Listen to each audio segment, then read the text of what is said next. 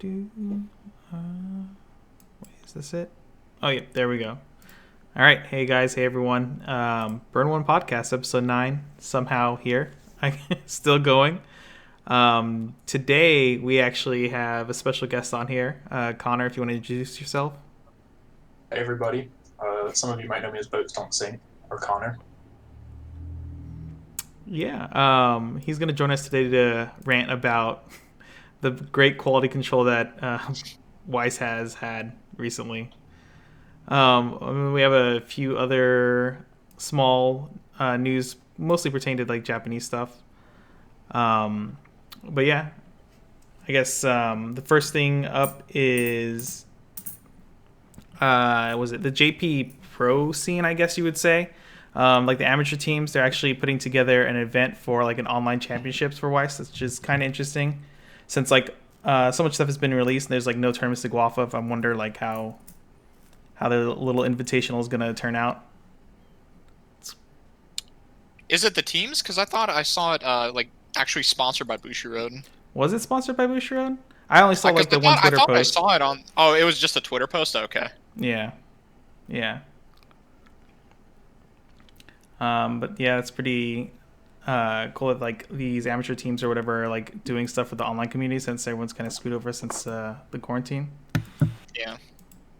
Yeah, I know I had seen one post where I think like 2 of the teams had gotten together and done a small event near the beginning of all the quarantine stuff. Yeah. That was pretty neat. So it's cool to see them still like trying to organize this stuff to keep the community together.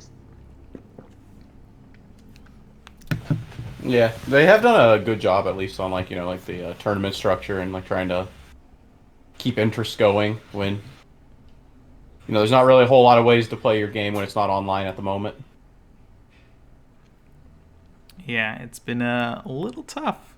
Slowed down a lot of things. Did we talked about the delays in Adventure Time, right? Last week? No, because I think that was just news that came out recently, right? That Yeah. Adventure Time got delayed, and then so did I think Bang Dream and Slime. So just today they announced that Adventure Time was getting pushed back to the 4th quarter of 2020. Yeah. But the other sets that got delayed, almost all of them now have release dates. So it's very strange to me that like, because how good is Adventure Time really going to be? And then it gets delayed even further, so we get more good sets that come out before it comes out, which will like cripple it even further probably. Dude, Adventure Time's going to be broken. I thought we it might be.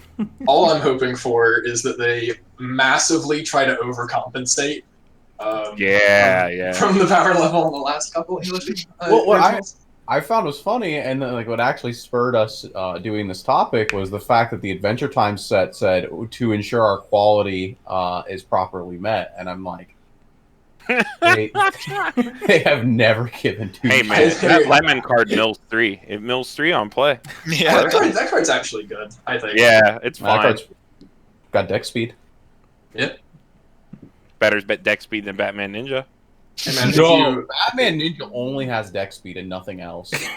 Well, you can mill 4 events. Yeah, dude. You can play 8 of them. Play 6. Yeah. You can play 8 if you want to. I don't have room for 6, but I mean, the set doesn't have good cards. You can find as much room as you need. What is it? So now it's Slime, Memory, Snow, Adventure Time. That's the release schedule. Well, no, you forgot Bang Dream also. Bang Dream, yeah. Fujimi comes out May 29th, and then Bang Dream is July 3rd, Slime is July 31st, and ReZero is August 28th. Okay. So I'd be expecting Suba September 25th is my prediction, and then Adventure Time October 23rd. It still that sounds about right. If they that keeps like a 4-week gap between everything, and it would put like if they can get a December set out, which I don't know if they're still trying to do the second English original this year or not, but if they are, it would put them like December 18th is like a really good Christmas release. Dang, I hope they try to do another English exclusive this year. They said they were, right? So they're originally, their plan originally was to do that.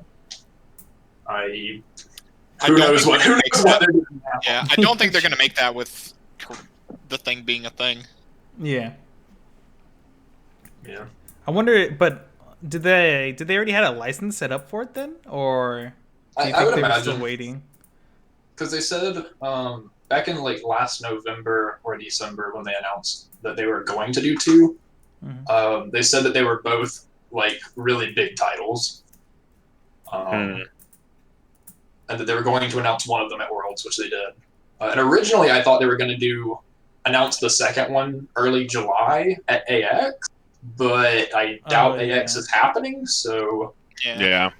Well, I I think would AX still- already got canceled, right? So probably.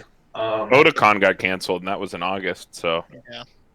I would expect the other announcement like in either this month, like sometime late this month, we'll probably get the November set announced, and then like late June or early July, which is when they probably would have announced the other one anyway. They might announce the other English original or just another set. My money would be on Bunny Girl for November to put a 12-month gap between the 2 sets. Dreaming Girl.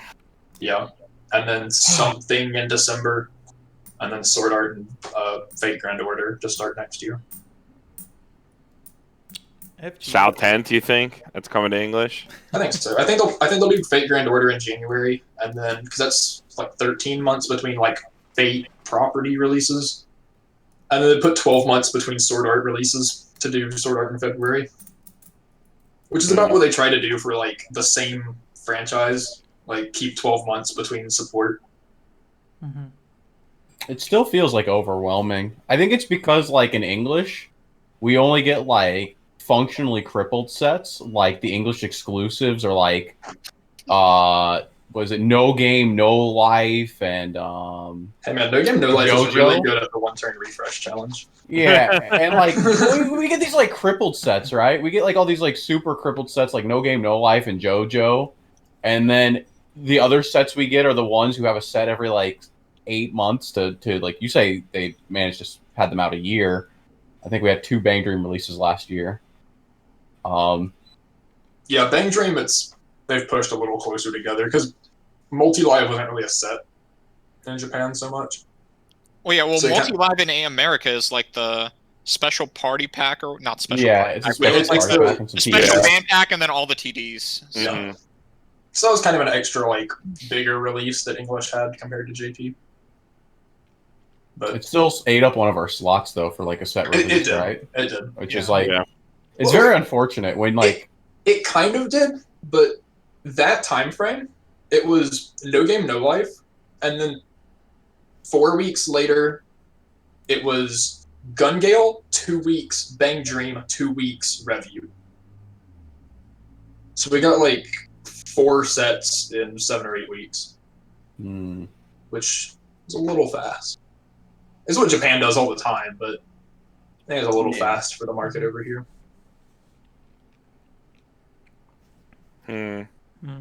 I still don't know about South 10th coming to English, but we'll see. There's something about it when I play that set. Like maybe it'll be a version E or something. I feel like No. Like, they Hello, don't have any, Suba? Hello? maybe by that point, right? Like they have You no, really think South 10th is that? I don't think it's going to be that like as overpowered as you think. Well, no, it's not. It's not that it's overpowered. It's that when you read the cards, I mean, we've talked about this before. When you read the South 10th cards, it's like every single card has like an extra 500 power for no reason. It's like a power creep point. Yeah, like, but yeah, it'll come to English. But I guess in a post Konosuba world, who cares? Yeah, there's no reason for them not to bring it. Like, as a popular franchise, they've already got so much like free money. Yeah, Prince yeah. money. Well, and whoever owns that license, like they obviously work with them a lot. So there shouldn't be any reason they can't get the license to release that. Yeah. Well then, I mean, if that's basically it, should we just jump into the whole? Or you got something? Okay, one more thing on that. Speaking of Konosuba, hopefully we'll get word on this soon. I'm hoping that Konosuba movie in English ends up having roughly 14 extra cards added to it, because we aren't getting Rieta as of now. Meaning the cards from Sneaker that got reprinted and re-edit, like minus the Bunko trait and all, we don't have a way to get. It's mostly not important, except for the fact that there's a 2-1 backup in Konosuba movie that specifically salvages one of those cards. Yeah. Yeah. So get those cards. How much you want to bet they just make it an extra box topper? Like just that one card, just that one card. I think if they You bother give with Bushiroad so much credit. I think if they bother with that one, they'll go ahead and put like all 12 or 14 or whatever in. No, make it a shop promo. Shop promo every Make all it a next shop year is promo. just Konosuba shop promos. I'm doubtful that they'll put them in the first place, but I'm really hoping that they'll take those few cards, even if they don't reprint everything that was in re-edit. Yeah. At least take those unique cards and just add them into our movie set and make it like 114 cards or whatever. Yeah, I think the biggest thing is missing is like the 3-5 drop searcher, right? The drop searcher, the 1-0 Union that pumps power. Oh yeah, the pump power union. Yeah. Japan plays the 0-0 Aqua, like that was a promo before, like super heavily. Oh yeah. Yeah, they love that card. I mean, it's The one that's like on attack mill top if it's a 0 because Yeah. macro, yeah. Yeah, I don't know how important that card like really is, but it'd be worth having. Yeah. I think It'd be Clean Cut nice. would be worth having, even if it doesn't see a whole lot of play. It'd be nice to have it at least, Yeah. even if it's just a vanilla clean cut. Yeah, just as an option. Right. Yeah. We're all gonna be playing Konosuba anyway, so I might have to buy Konosuba. I don't even Konosuba like the maze, rise up. franchise. It's I just have the fact deck. that, like, You guys I don't are- even know it. I I just don't look wanna at play it. Konosuba again. and like the movie set's like so disgusting. It power creeps an already disgusting deck, right? Like you need like a couple old cards and that's it. Yeah, I don't think the movie set actually does like a ton for the deck, but it adds a little more push to a deck that was already at the top. I thought the deck is like almost exclusively movie cards now. Mm-mm. Most people are still playing like so. Some people are playing the new level 1 combo with the new Brainstorm and the new top end and all. Mhm. A lot of people that are still playing like the Resonate package, and they just switch to the new top end, which basically does the same thing as the old top end, just your early play factors into it as a little more like of an efficiency on slots package. So it doesn't really change how the deck plays. And then you get like a new 0 or 2. Like you get the free fresh, which is really good. But it's just, a couple more percentage points added onto an already good deck. Yeah. I don't know. You get that cool bomb that like randomly mills 5 to give you the insane deck speed. And I watched some like Japanese Right. player hit that bomb. The Japanese player had a 4-card deck, crashed it in. After the 5th card, so like after the refresh, the top card of deck was the bomb, and I'm just like, this is so disgusting. Broken. Good players only, dude. Jesus. I saw this guy like he hit the bomb 3 times in a row, and I'm just like, this is what's going to happen now. This is the new future. That's insane. Who needs the level 0 to coin flip when your level 1 bomb saves itself? yeah. Jesus. You get so much deck speed too. Like you literally can't be in like a bad position. Like this bomb just mills 5 for no reason at all. Seems pretty good. As if deck speed's what that deck needed. Well, it has it like it's probably the fastest deck now, right? That probably was already the fastest deck. Don't say Batman. Don't. Well, I mean, like, Batman can be fast, but, like, to counteract that argument just a little bit, Batman's fast at 1, where Konosuba's just, like, ridiculous at 0. Right, yeah. Konosuba was already just, like, incredibly fast. Konosuba is the Sonic the Hedgehog of Weiss. Oh my god, please. Konosuba and Fate. Fate can go fast if it wants. Actually, isn't Miku Yeah. Project Diva They the can do fastest whatever deck? at once. It's In JP, Uh, but that's only a level 2. No, it's the fastest deck in English because it has a 1-0 event that mills you down to 1 card. Yeah. what, Diva? Sure. Oh, no. Yeah. I don't know, dude. I think Fate's still faster. That deck is unlimited. Unlimited speed works. You just do whatever you want. Fate's really That's pretty fast. true. All right. I mean, if that's it, then you guys want to hit the big topic, I guess. Let's do it. Rage. Get in there. Yeah. That's what I'm here for. Yeah. Well, I mean, how should we open up with this? Should we just talk about how, I guess, Connor over here has been finding a lot of mistakes lately? Yeah. The first question is whether or not Bushiroad's quality control department actually exists. The second one is if they've been doing their job. We know the answer to the second one. It's Yeah, no. I done. Yeah. Very blatantly no. So far, we've had about 6 or 7 like actual errors printed onto Fujimi cards out of the probably roughly 25 cards, if even, that we've seen at this point, which sets us up to be like worse than JoJo, which had 12 erratas. Like, Is that including the foils, including the JoJo rare? yes, that includes the Okay. JoJo rare. There were 12 errors total in that set between the trial deck, booster pack, and both of the monthly shop promos had errors. And As most well. of Yikes! you know what's crazy about it too is the fact that these aren't like and shuffle your deck errors like something small. These are like this card is supposed to be on death, but instead it's on play. Right. Or Yeah. like As whole lot bad of as the texts are Nuisance missing Megamine. sometimes. Yeah. Like, it's ridiculous. The literal first card they revealed for Fujimi was the level 3 Kurumi from Data Live, which the big like drawing point to that card is that one copy of it, it's on play, pay 1, search your deck for a second copy, play it. And the big draw to that card is that you can chain that together because it activates when played from hand or from deck. And they forgot to print the or deck. Yeah. Yeah, so now the card is crippled. Yeah, which obviously, like, they don't change effects on cards. Like, they haven't changed effects on cards in English for English release in 5+ years. They're not going to. The card will get errated, and it will do what it's supposed to do. but only if you know the errata sheet. Yeah. Right. It creates a problem where it's hard for new players to get into the game when your sets are constantly riddled with mistakes. Yeah. Because now these new players, they get into the game to see, oh, JoJo's Bizarre Adventure, that's really cool, and they buy into it, and then they see this card that says, when this is placed on stage from your hand, you can memory the 1/0 prosciutto from your waiting room.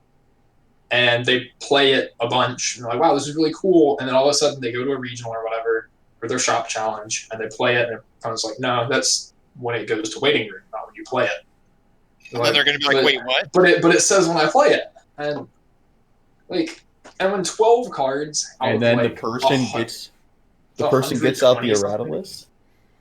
Yeah, like, it's ridiculous. Like, And they scroll down for 2 minutes because 4 other sets came out, and they're like, "Look, it's card like 50 cards down on the errata list." Well, and it's so bad for English in general to have this huge errata list, right? Because if what's printed on the card isn't what your card does, doesn't that just reinforce that you should memorize all your cards and play Japanese because the cards are cheaper? There are more sets to pick from. If you don't attend tournaments, like, you're gonna play them. Like, if you have to memorize a bunch of card effects anyway, like, I you mean, know, the moment look. we get like a real supported Japanese tournament circuit, I think the reasons to play English drop off significantly if Bushiroad doesn't get their act together. Yeah, it's really bad. I think the English format is like a real format with like actual competitive merit, but if you have the same sort of tournament circuit offered for Japanese, like,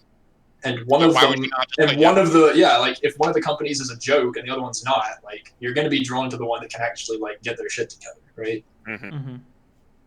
Which is like part of me like wants to believe in the English over the Japanese, and like, you know, like, okay, we are in America or Europe, wherever, you know, nobody has Japanese as their primary language. So like I understand the like need to have the English format, but I kind of agree with you just because like this company, they seem to not care. It's like just like really disheartening that like we as a community let them do what they do, which is, you know, kind of what we're hoping to do with this. Like, maybe like as a community, we all need to start sending Bushiroad some emails and be like, hey, you know, longtime players here, or like, you know, new player here, whatever you are, please just spend a little bit more money on like making sure your cards don't have this crazy errata list, because we as a community do care. Yeah. Yeah, clearly more than them at this point. But hopefully that's something we can change soon. Hopefully. It's just so embarrassing.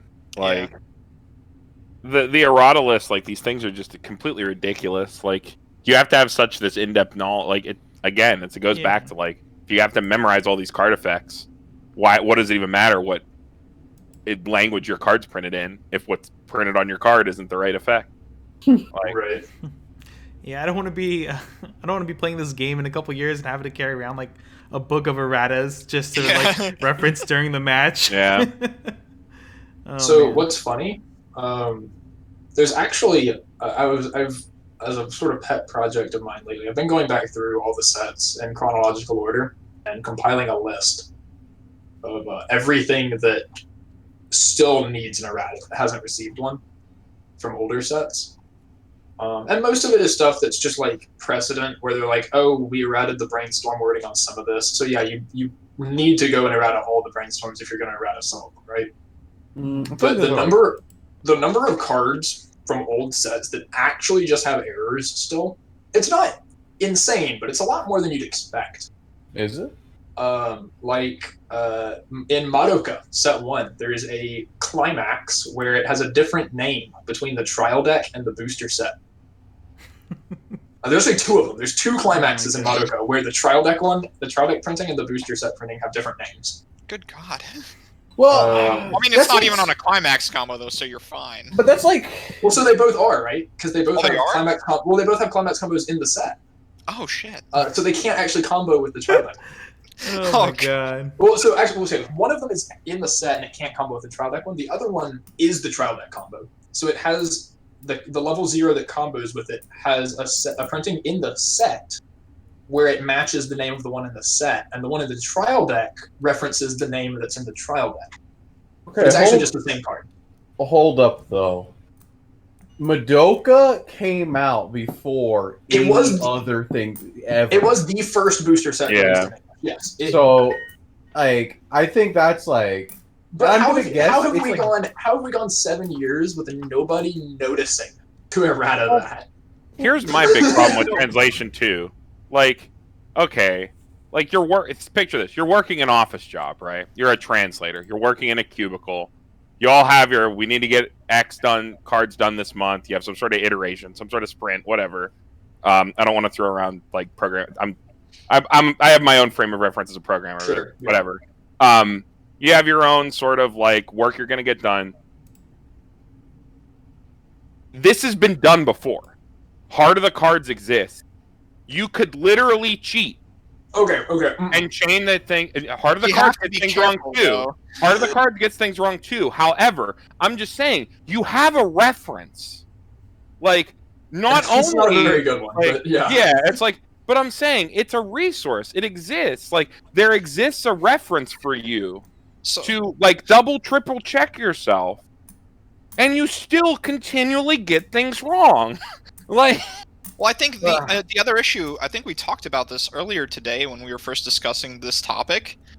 Like, you would think there's not let's be honest, there's not a lot of real like new effects or whatever you want to call it being printed to Weiss. There's only like maybe 1 or 2 every couple sets. So you'd think you'd keep like a repository, because it's like, how do you mess up like, look at 5, add 1 when we already have this multiple times in the set, Like I'm sure you guys you guys have made custom sets, right? Like you've messed around with custom cards in MSC a little Three bit. of us have now. I don't know if Connor has.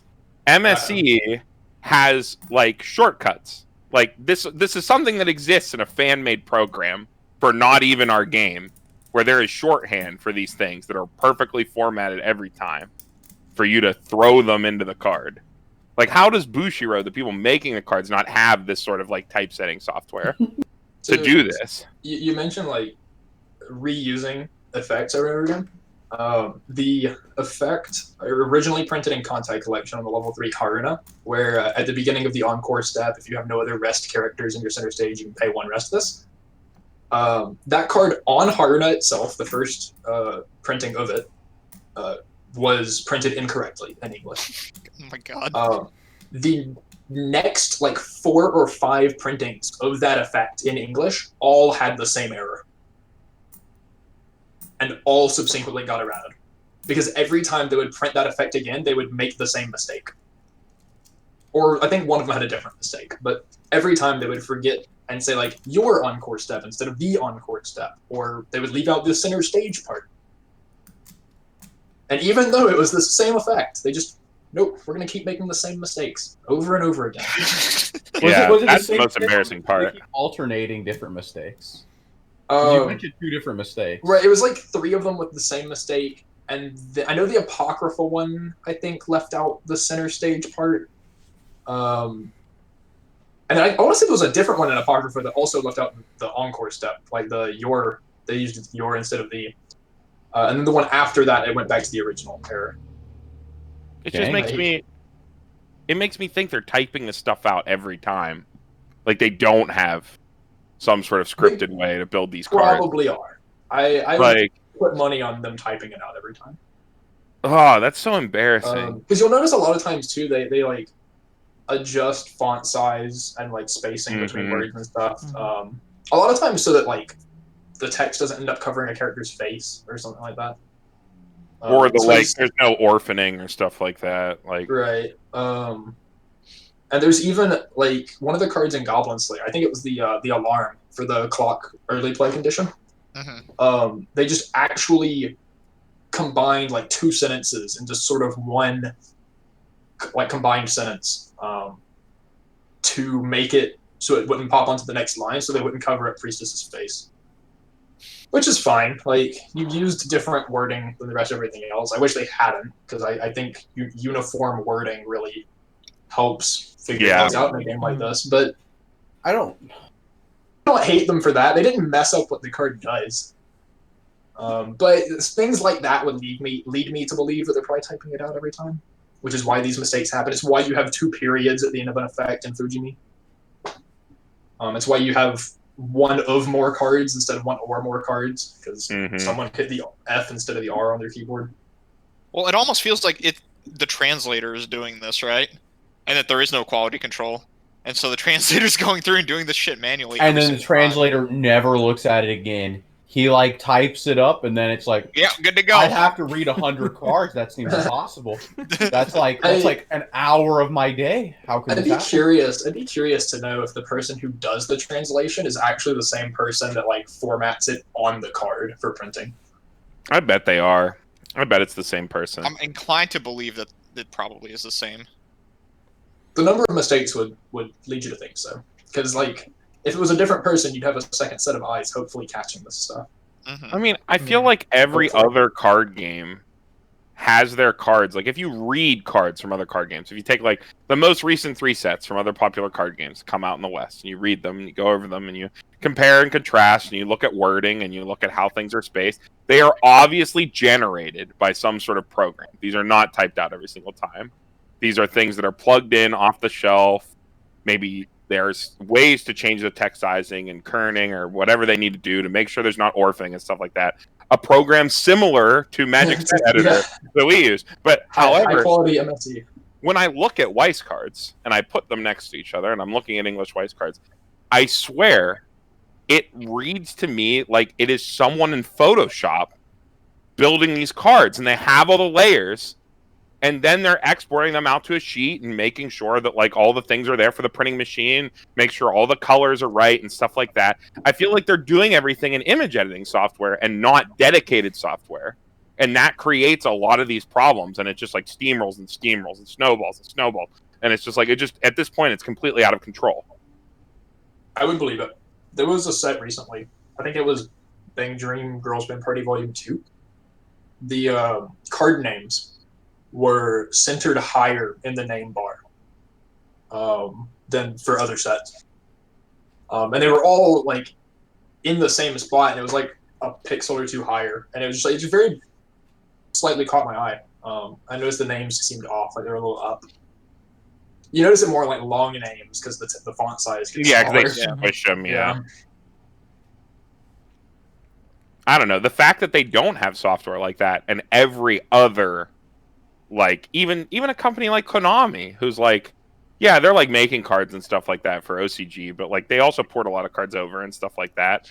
Like, This stuff's embarrassing. Like, why don't you have dedicated software? Bushiroad has software engineers. Well, I mean, who like, make Girls Man I Party. don't think that there's any way that Yu-Gi-Oh has shorthand anything.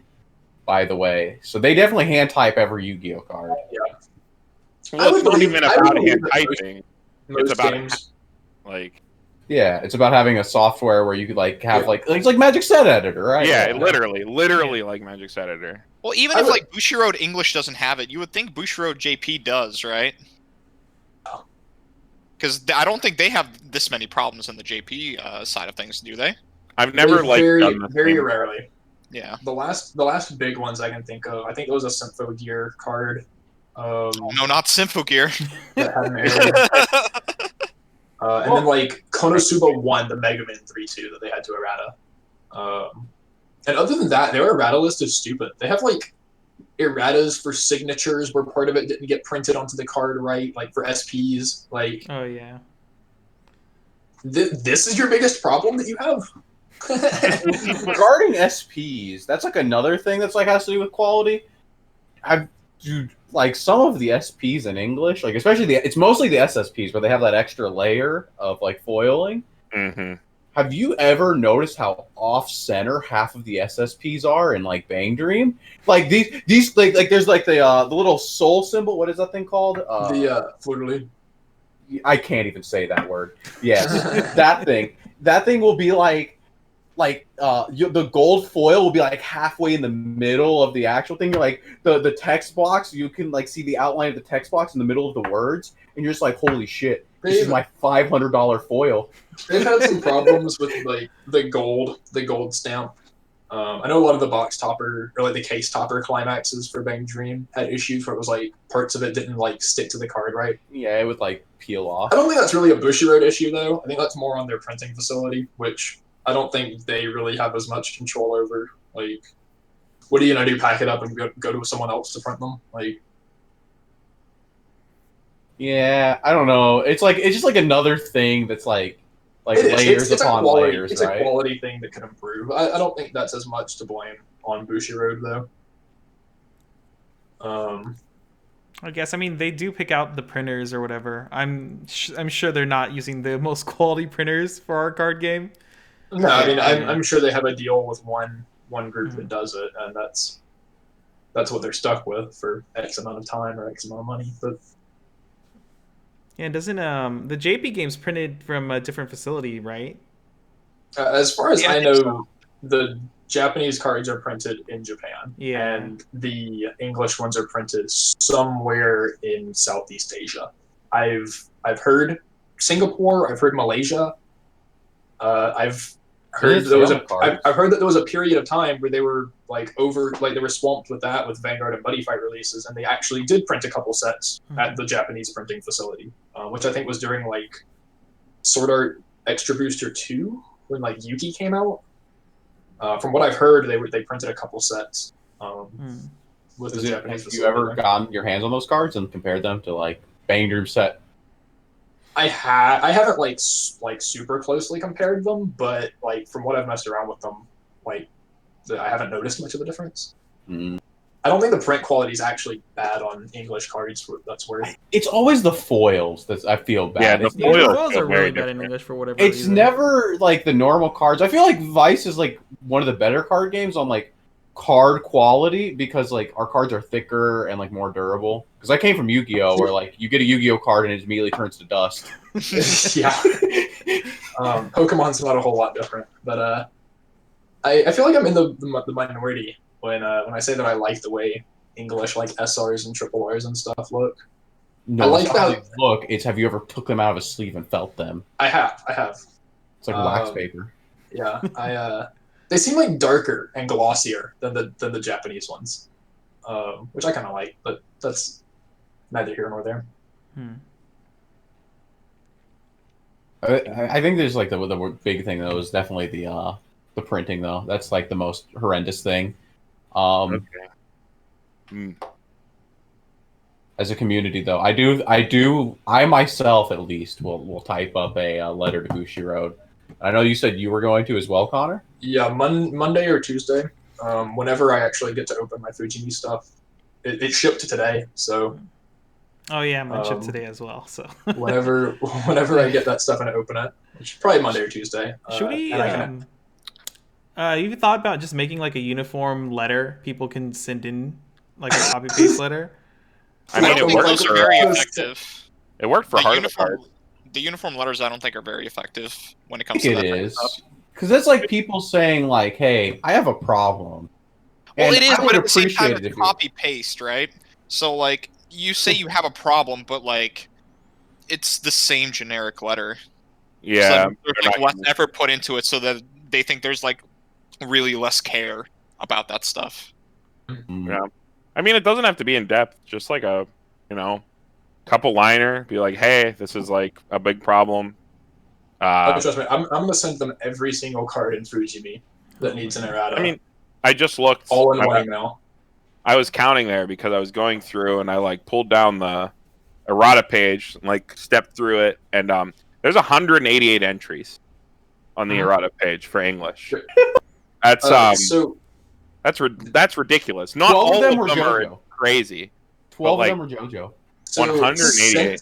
Over 10%. If you start from where they started Bushiroad Championship Series and they got rid of like nationals and you use that as like the break off point, ever since our like modern era of tournament Weiss, they have had enough erratas to print an entire booster set plus trial deck of only errata cards.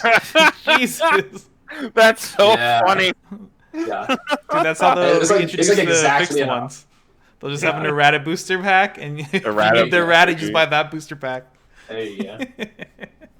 I mean, what is it? Well, I mean, we were talking about foil erratas, right? And we're talking not foil erratas, but how foils feel worse or something like that.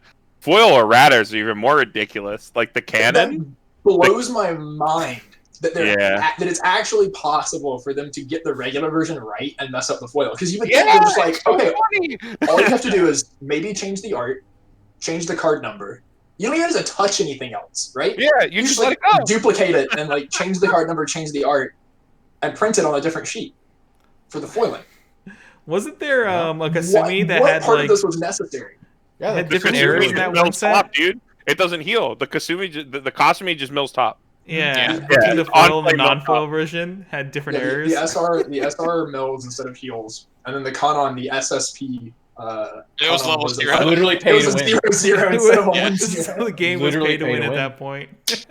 And then the JoJo rare, the green 1/1 was a Yeah, it was a level 1 with no cost, not No zero cost, cost, no no cost, cost. zero, nothing. Oh, The man. cannon is super funny. The 1/1 from JoJo's is also very funny. But Which on a like, similar note, you mentioned like it looks like they do like Photoshop or whatever, like an image editing software. yeah.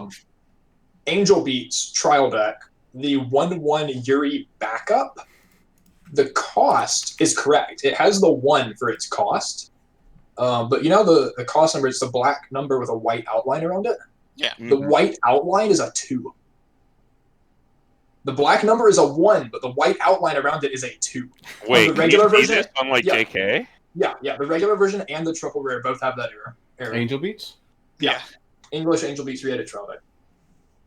I don't know if you have a way to put that up on the screen for everyone watching on YouTube, but If you link me, Oh, the backup. yeah, it's the 1/1. I don't know if they have they do have a scan of the triple rare, and I think they have a scan of the non-foil. They have the on, 1-0 with the backup icon. That's pretty good. Yeah. Yeah, if you look at the 1/1, it's Yuri's Powerful Draw. I can message you. Oh, that's pretty funny. That's like hard to see. I bet they haven't even seen that. Oh, Yeah, I do see that. That's wild. see here. I noticed it when I picked up my triple rares. This is back when their kerning and like was like super all over the place. They would like It was only ever like that for cards Oh that were yeah. in the trial deck, but not booster pack cards though. Like the ones that were always like the unique set apart trial deck cards that could be foil were the only ones that ever had the weird kerning. Because it was like it was Inaduma in Kantai, and then Yuri's Powerful Draw, the Aaron Stock Bomb.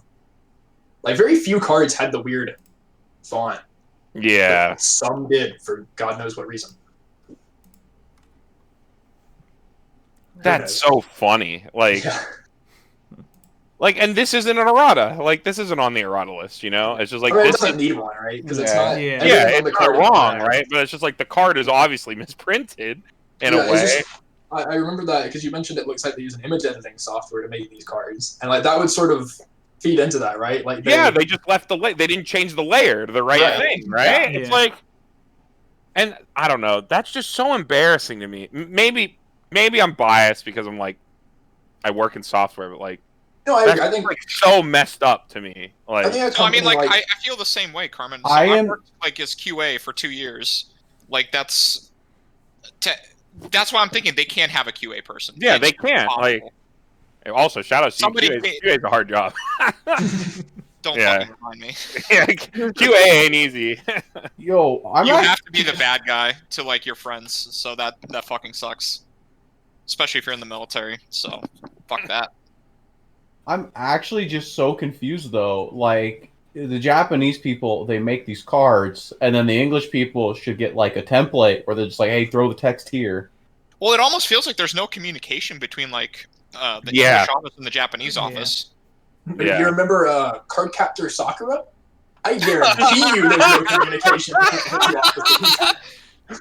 Oh, I think comparing those two sets, like if you guys are ever bored out there, like if you guys are ever bored, just pull up like the hot seat page for like Card Captor Sakura JP, and then like go look at the cards on JK, and like just look through and look at the art and like read through the effects and think about it, and you see not only was like English Card Captor Sakura like a little gimped as a set, like it's a lot more playable than Batman. Like in terms of the set, like It's a fine set, but the like Japanese one flavor. is really good. Look at the flavor, like the flavor, the understanding of the property that they I are think making a set for. I think the It's English one like had night really and good day. It's night and day.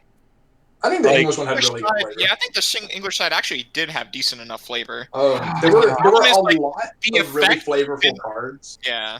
at they like had low rarity. classic flavor. They had flavor as Card Captor Soccer as a whole. I don't think they had flavor for that actual season, like for Clear Card. Yeah. I don't think it was because It's- like I don't know. So, You have yeah. everything keying off secure. You have all the resonate effects. Like that was super flavorful to me. Whereas the English set just feels like, oh, these are like outdated effects. Like some of them are flavorful, some of them are cool. But you know, the JP one is just like not only is it more powerful, but that goes without saying. Yeah, But like yeah. it A was lot of them are outdated show. for sure. The one I always go for flavor in English soccer is the blue 1-0 combo, where it's the scene where she's dreaming and all the cards turn clear, and then like the combo is you discard your hand and then draw that many cards. You pay one. You pay do one. that. You It's so fucking We're bad. talking about flavor here, Dean. Flavor. It's a bad card, but it's good flavor. Like Yeah, it fits is in with the flavorful, theme.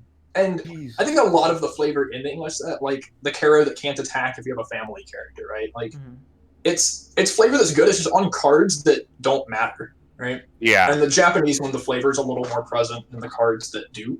Yeah, like the flavor shows up in all the decks you bring to an event. And I think even like the changer in English, being able to like put on each of the different costumes or whatever, right? Like that, I think it's good flavor. Could be better, but you know, I think they've done a pretty solid job with flavor on the English originals so far. I think the problem with the English originals is they don't try to do anything unique, and that every card they make is just absolute garbage. Or they do unique stuff and it's bad, like the Yeah. blue 1-0 combo. Yeah, That's like the- they that's get pretty much the first time something I've ever done a combo. It's like something when you're printing, you just look at it and you go, "This is garbage," and then you say, "Let's not actually make that." Well, I think like whenever it came to those two sets, it almost feels like the set designer just straight up didn't play the game, didn't follow the meta game, didn't reference JP or anything. He's just like looked at some cards. I think we fucking talked about this off stream from like 2015. He's like, yeah, this seems pretty good. I'm just fucking put it on here. Why I not? hear Terraformers is a good baseline for my set. It kind of just feels like whoever made it or whatever just like casually played the game at some point and then was asked to do this, and they're like, yeah, I remember these effects being pretty good, and yeah, I remember when I played this in 2015. Yeah, Yeah. It's just like, yeah. Speaking of 2015, the last time someone vaguely familiar with Weiss tried to design a set, we got a Nisekoi. So you can see Yeah. where the two extremes lie. English Nisekoi, right? No, Japanese JP. Nisekoi. Oh, Didn't that guy get fired? Or relocated or something. I don't know. But Hori He was was designing relocated. before that, and he designed the trial deck, and then that was right before he switched over to Bushiroad USA to manage things. Before eventually going back over to Japan and doing more sets.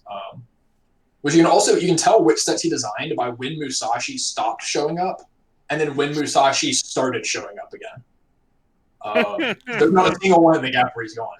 But yeah, and that was like that person that stepped in was supposedly I don't have any solid sources for any of this, but like supposedly not very familiar with Weiss, and it was their first set designing.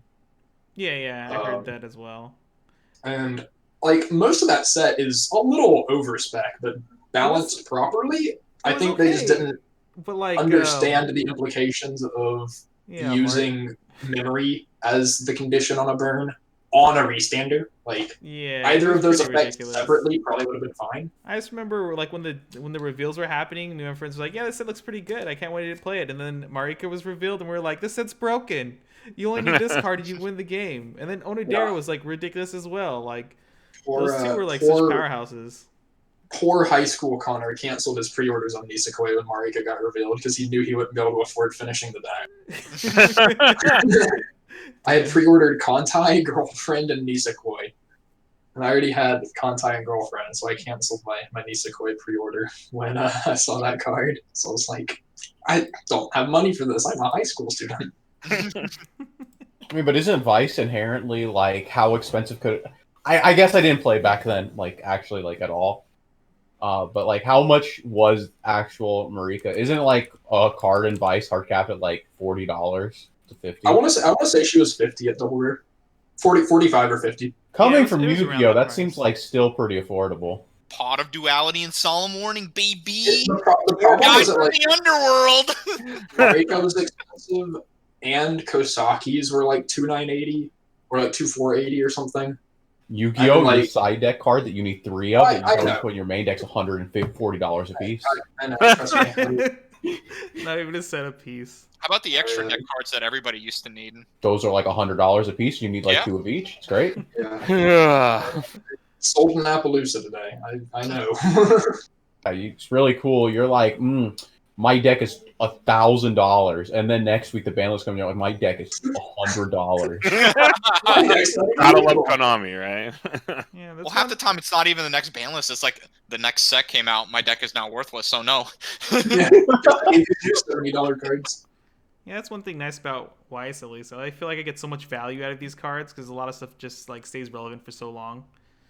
And then like the secondary market's not like insane like Yu-Gi-Oh or something, or like trying to play like Legacy and Magic or something ridiculous like that. Okay, you might want to fix your mic, my dude. Oh damn, your audio's cutting like in and out. Okay, hold on. Yeah, it is nice that Weiss the secondary market is relatively stable, outside of a few anomalies here and there. But like your cards tend to hold value because they don't ever specifically get outclassed. You don't really have to keep dumping money to keep updating a deck unless you're the poor sap that plays Bang Dream. Like, most sets, it's like you buy in and you're good to go. And you're going to have a deck that's never really going to fall below B tier, like, for years. Unless Batman Ninja started off in B tier, dude. Batman Ninja started... Yeah, I think Batman Ninja I think it sits in B tier. But... Was that before or after our monkey ban? I think the deck was significantly better than B tier before the monkey ban. Just because you got free cards every turn. But Dean's like, no. I played before the monkey ban, and I went like 1-3 with the deck. Because I don't think I lost with the deck pre-monkey ban. Sounds like a player skill problem. It literally sounds like a player skill problem. No, because it turned into a game of Didn't I chicken. beat you in the last round of New Jersey? Isn't that what happened? Oh, cool. Color Suba is pretty cool. I just remember. Look, Look, I'm just gonna say I have a medal for that day. I don't. I made the wrong play against Kit, and You had to play against Kit, which is automatically the wrong play. Yeah, it's just a straight loss. yeah, Oh my I God. had 2 options. I could drop surge, or I could resonate. One of them milled 3 climaxes. You'll never guess which Ooh. one. Bad player. I just remember seeing that and be like, this extra climax in my hand is pretty good now. I was 4 out turn 2, and then did that. Connor, you may be 3-0 against me, but that's only because you played so sweaty every time. I come to you with the Gaunt Shooter, and you play Project Diva X. I'm not 3-0 against you. It's okay. I'm not 3-0. Yeah, you beat me with Persona. You beat my Terraformers with Persona 5. Yeah. You beat me with Disgaea. Oh shit, you're right. I'm You the beat me with fucking best Disgaea. player. Holy shit. AOT sucks. I beat your AOT with Disgaea. Oh man, I forgot about that too. Wait, Holy- didn't you almost misplayed? You almost threw that game because you fucked up the what's his face, the bail combo. I didn't give a fuck, dude. It doesn't matter, obviously. Oh man. True BM. The true PM. Lord. Well, going back to With the Batman and people losing their jobs. So, I mean, that's the rumor, right? Like the How set can you lose your was. job if you never had it? The rumor is it's like this guy. He thought Batman Ninja was a good set. It's like this is a powerful set, or whatever. And then it comes out. You know how much you can get a case of Batman Ninja for today? It's like You was trying to sell it for $500. Yeah. $500. He's taking That a is $300 loss on that. That Yeah, should yeah. be no. I mean, the MSRP of a box is like what? Like The cost, he's losing about $300 on it. yeah, cost. So like, that's so. If your set is that bad and that disliked, that a case of your set can be sold for that little. Like, what do you think is going through this person's successor's head when they're told to build Adventure Time? Hell yeah, dude. I hope they're ready to print some really good cards. Yeah, dude, let's print Aaron, but he attacks I want the a real back row. ban list in English, My guys. face bear Finn attacks the back row. Give me On attack, reveal top. If it's a level 1 or higher, attack the back row. I'm gonna be real. I just want them to print Arm and Assist, but replace the on play check top X with Shiroe 3/2 anti burn. Oh please no. Hexproof anti-burn, dude. Let's go.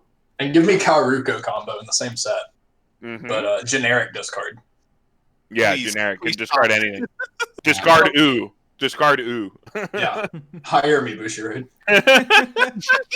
Something like they kind of have to at this point because they've stopped caring about like especially with like the English releases, right? Like there's like a point where you're like, well, we're not getting this set because they're scared about how it impact the game, and then we just kept getting Bang Dreams, and then Bang Dreams getting hit in Japanese, and they're like, here's more Bang Dream. You're like, Dream. yeah, and then they're like, oh, here's Love Life Sunshine going around, and this set is banned in Japanese. Like You guys are never getting another Sunshine You set. you guys are Never. never getting another Sunshine set. But meanwhile, here's Konosuba. Here's like Bunny. not Oh. Bunny Girl's not the problem, but like Konosuba definitely is, right? Konosuba's pretty like I think unhealthy. it's going to make more ripples in English than it will in Japanese, just because the English card pool is like less.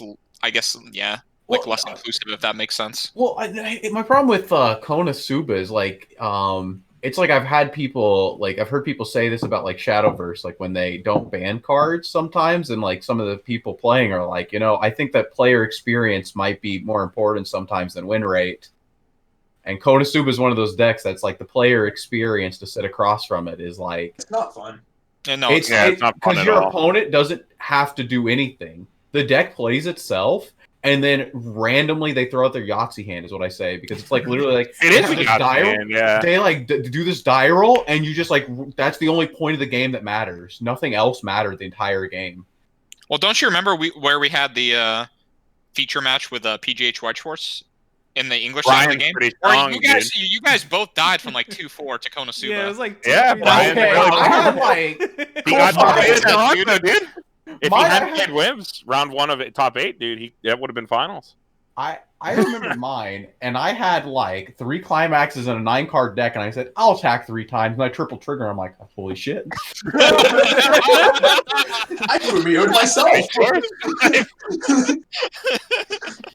No, I agree. I mean, I don't think I have to say that I'm a huge Konosuba hater. Dude, But every week I feel by like this is now- a Konosuba support group. Yeah. Every And time then I Kit come in just here, over here is like, give me more Konosuba cards. Give me Well, more. I think, like, did Konosuba even make any big like ripples in JP? Like it didn't, right? Like No. you already had like you might have like replaced some of the cards, but like the deck's not like holy shit, this is now S+ tier. It's Well, so- like it's strong, but it's not Oh, it like just came out. not Well, I ridiculous. think it's how the Japanese players approach the game, right? Like, they don't They like... value survivability. They don't value like fucking explosiveness. So no, I mean, you say that, but like when I was playing in Played Japanese Konosuba. locals, like Yeah, I played against multiple Konosuba decks that weren't Kit. Like I played against Konosuba more than once against multiple people playing in different card shops in Japan. People play the deck, like, and like those people weren't doing terrible. Like, you know, I wasn't like playing these people and like you know, like the equivalent of like losers round 3 or whatever. Like they were doing fine in the events. Like I don't know, it's just like they prefer the slower, grindier style, and Konosuba's a coin flip deck. They really Yeah, like, I think it's like a- they it's like like, the consistency and like how stable certain things can be. And Konosuba is every game is like literally like you have the stability, but at the end you're still just rolling the die. It doesn't matter like how far ahead you are. And Japan's lists for Konosuba tended not to look a whole lot different from ours. They usually played the Snipe Kazumas at 0, which I don't think They love that the card. West played as much. Mhm. And they used that as yellow fix for like a couple extra healers. But like they still played the Resonate into Bunny into Clock It combo. They still played the stock swap event. Like so it's not like they were doing anything a whole lot different other than valuing a couple extra healers over what I'd assume the West played extra copies of the Burn 5. Yeah. Well, Konosuba's really good when you're allowed to stack. It's also So true, yeah, but every day. I have a horror story. Like I watched this Konosuba player. This is Akita Senju. I watched this Konosuba player. Like not only did he have all his climaxes in the bottom, which whether you care or whatever about it, there are a bunch of theories about that. But anyway, not only did he have all the climaxes on the bottom when he went to refresh, he took all of his climaxes, slotted them, then overhanded There's your 4 problem. times and prevented his deck to me. And I'm like, I took his deck, riffled it 8 times, I then stuck him for 14 and killed him. He was so upset. I was playing Milky Holmes. But yeah, it's just like people are playing it over there. It's just like I guess people just don't bring it to big tournaments because yeah, like Kit said, they care about that It's not consistency. there. Yeah. Yeah. It's very bad. Like I don't think it's a good deck for long tournaments, just because of No, like it's the not. inherent like coin flippiness of what it does, right? I agree. And in Yeah. JP especially, where you have so many different other decks like running around, it makes it a bit more difficult. And then as like non-interactive as it is, it does struggle if you put like down a 6/5. If you wall out Union, if they you start want to Union, struggle. there's a little bit of a resource crunch. If they don't hit really good on like Snot Aquas and stuff, they can hit Yeah. a resource crunch. Yeah, but usually from there you end up opening up a bunch of lanes and taking extra damage, so the game like just accelerates from there. Usually, if you can't do it at one, so Yeah. I think the deck has. I think it was really good, and then I think it fell off a little bit just because like it is a coin flippy deck, and long tournament consistency can be a problem. And then I think now we have Bunny Girl and Fate, and it's probably a little better than it was before that because you have more matchups that you kind of just hose because their main game plans don't work against Megami. yeah. I don't know. I think movie set maybe takes away a little bit of the problem of it being as coin flippy and lets you play a little bit more for the like longer tournament. Yeah, definitely. That's like Having an on-attack combo, and then a finisher that doesn't get destroyed by a hexproof, I think in terms of as a deck you bring to tournaments, really changes how you have to evaluate the deck. Because like the biggest thing with Konosuba is everybody say, why doesn't Konosuba have such a high rep? What does it But it do? also, Number one, You the can't guest even say that because Konosuba does have a high rep. Yeah, it does have a high rep. Look at the people who came to Worlds. I meant it like at There's a only regional 3. level. Okay. Like people like to say at a regional level, it's like Konosuba doesn't put up all these big numbers and stuff like that. Well, it's like the deck's super expensive, and people who have the deck will think, I don't want to like run into that AOT player that just like he gets a nut draw and like the shit out of me. Yeah. I don't, and then I can't recover because I also can't do my kill you from 2/2 thing, because I can't clock kick you, which removes a lot of the consistency of Megumin if they're like not a complete monkey and they like don't, they like don't leave you a grave and stuff like that. So who knows?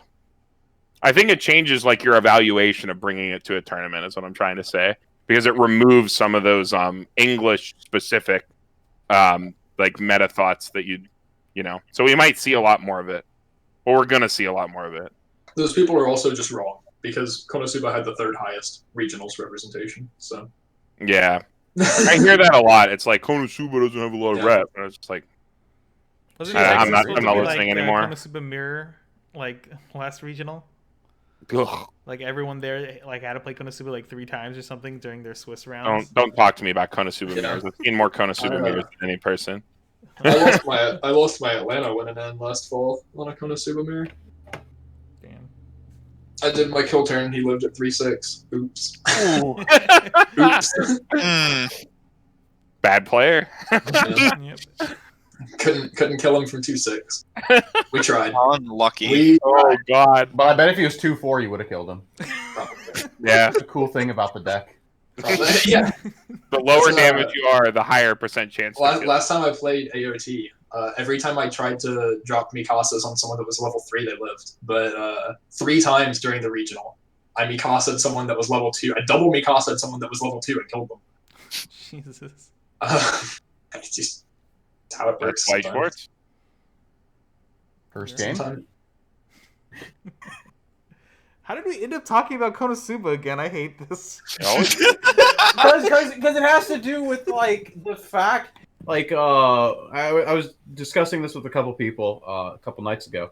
The fact that like English Weiss for the longest time wasn't printing support for sets. Like we never got like Aprilia for some reason. I don't know if that's because Aprilia sold well or what. But we didn't get Aprilia. Like we're missing like what two different sets for Aprilia. Yeah, we didn't get Monogatari because of fear of the ban list. We didn't get like Cinderella Girls. But then meanwhile, Konosuba's coming out. And you're like, what the fuck is this? This is like they're not even waiting to see how this is going to impact the Japanese meta. I think I would blame Monogatari and Aprilia at least on sales.